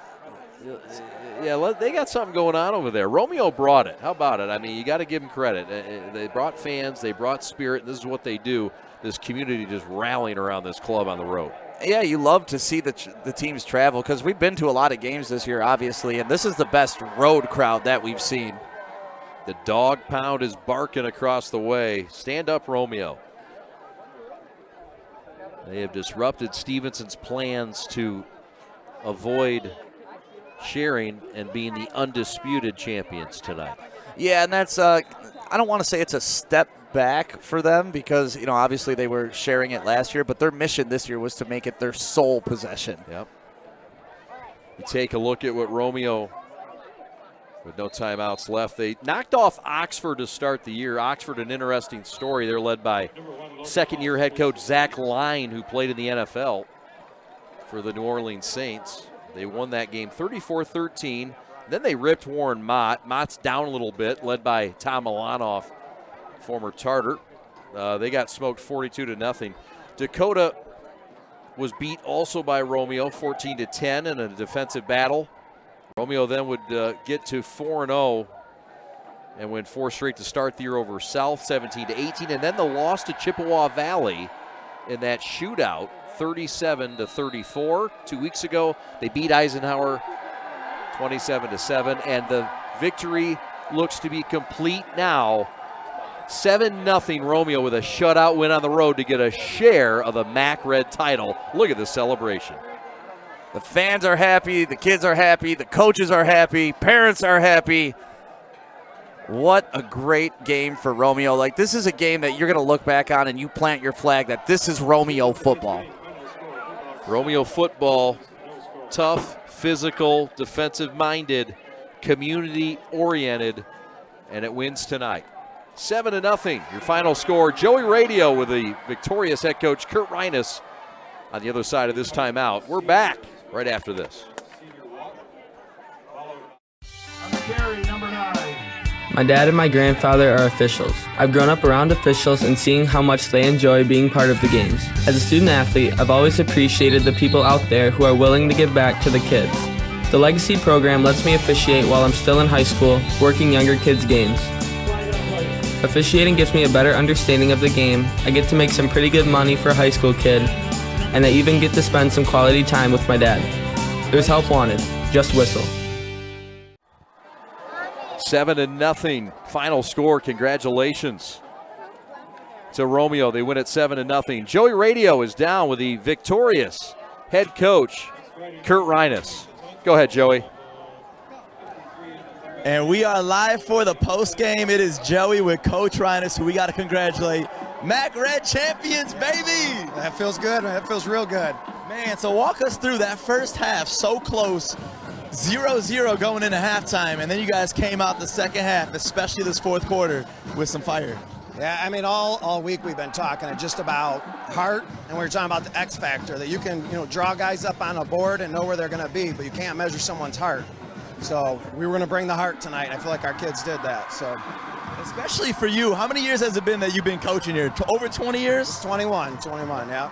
21 seasons. It's got to feel good, especially versus this great football team today. I mean, you saw it going into halftime 0-0. That feels great. Yeah, I think this is our second MAC Red title, so we haven't had a lot of chances at it, so it feels real good to get one. So I don't want to hold you up. Go enjoy it with your team. Once again, thank you, Coach Reinus. Congratulations to Romeo, the MAC Red champions.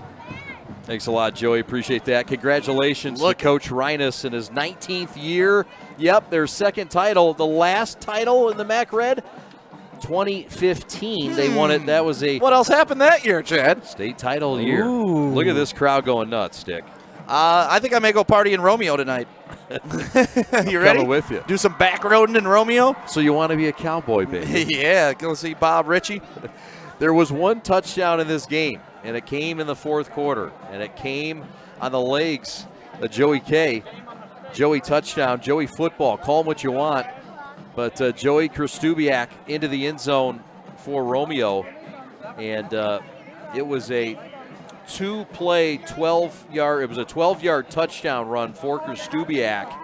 And it was a short field stick after the turnover that was set up by Youngblood. Yeah, Youngblood was able to literally cut that pass off because, as we saw, 21 for Stevenson, Kwiatkowski was wide open on that play. Just didn't get him the ball. And here's a quick look at the touchdown. Barely sneaks it over the pylon, but all it's got to do is touch the pylon. As soon as it breaks that plane, it's a touchdown. But, yeah, the interception by Youngblood, probably the play of the game outside of that touchdown, obviously. No doubt. In the game, rushing totals, the Bulldogs end up with 101 yards on the ground and 17 carries, 5 of 13 for 45 yards. And they outgain Sterling Heights Stevenson. Wow. Just 91 yards on the ground tonight, Stick. They average 327. Yeah, and I'm going to be sad if I don't give love to one more guy that I enjoyed calling tonight and enjoyed calling him all game long. Victor Earl, to me, set the tone on the kickoff. A lot of the plays chasing down the running back from the blind side, just intensity, every play, every tackle. He was up, pumping up his teammates. You know, we saw it with Antonio Gates Jr., like that type of Iron Man. Those are the guys that you can build around. And if I'm starting a team, Victor Earl's on mine. We'll take a quick timeout. We've got highlights for you to wrap this thing up and put a bow on the show from Runkle Field in Sterling Heights tonight. It's been a fabulous Friday night clash. Week 7, it does not end in the favor of the home team, but they will share the MAC Red title with Romeo. We're back with a finale after this. From Sterling Heights, this is the Friday night clash presented by Woodward Sports. Man! Uh-oh! Carmen's falling behind. Let's give her the hiss of shame. Don't ride the bike of shame. Get tons of equipment and free fitness training. Join today for just $10 a month. Make sure you download the Woodward Sports app in the App Store and the Google Play Store today. Take Woodward Sports with you wherever you go and listen live on your phone or mobile device.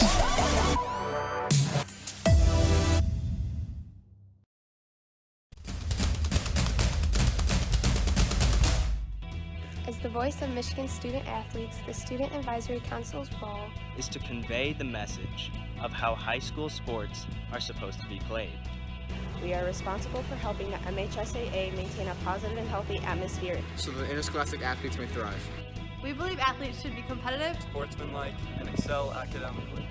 We believe students in the stands should have fun, but not take the focus away from the game. We believe coaches should act as teachers, helping student athletes develop while still keeping high school sports in perspective. We believe that parents should always be positive role models and be supportive of their child's decision. We believe officials commit their own time to high school sports, and respect should always be shown and given to them. The most important goal for student athletes is to enjoy high school sports while keeping a high level of respect between all those involved in the games. Enjoy the game!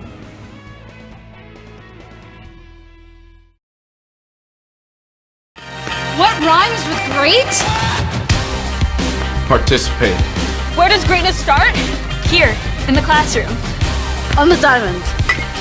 In the pool. On the field. Where will your greatness take you? To better grades. To more friends. Yeah! Be great. Participate!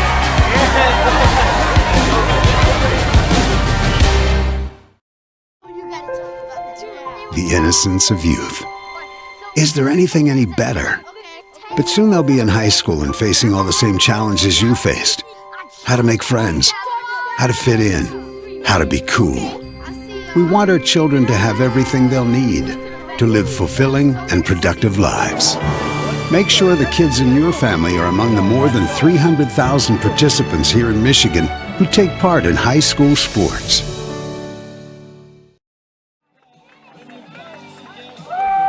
Well, these are the sad moments, memorable moments, times you never forget as a high school kid. And glory for one team and dissatisfaction for another. The good news for both these teams is that, hey, look, both teams are going to get in the playoffs. Both teams are going to have a chance to have long runs. Both teams might play each other again.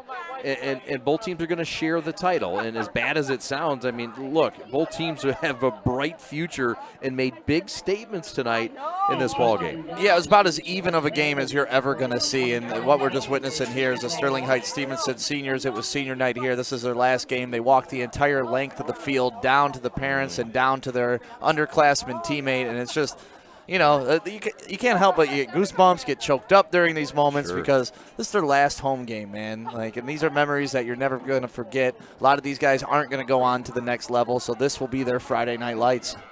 Yeah, it will be a sharing of the title, but both these programs will continue, as you mentioned. It will be a game next week for Romeo as they will take on Port Huron Northern. And meanwhile, Stevenson in their game next week will take on Utica Ford, their rival and a team that they play in the same stadium with and share. It's kind of a unique thing. Yeah.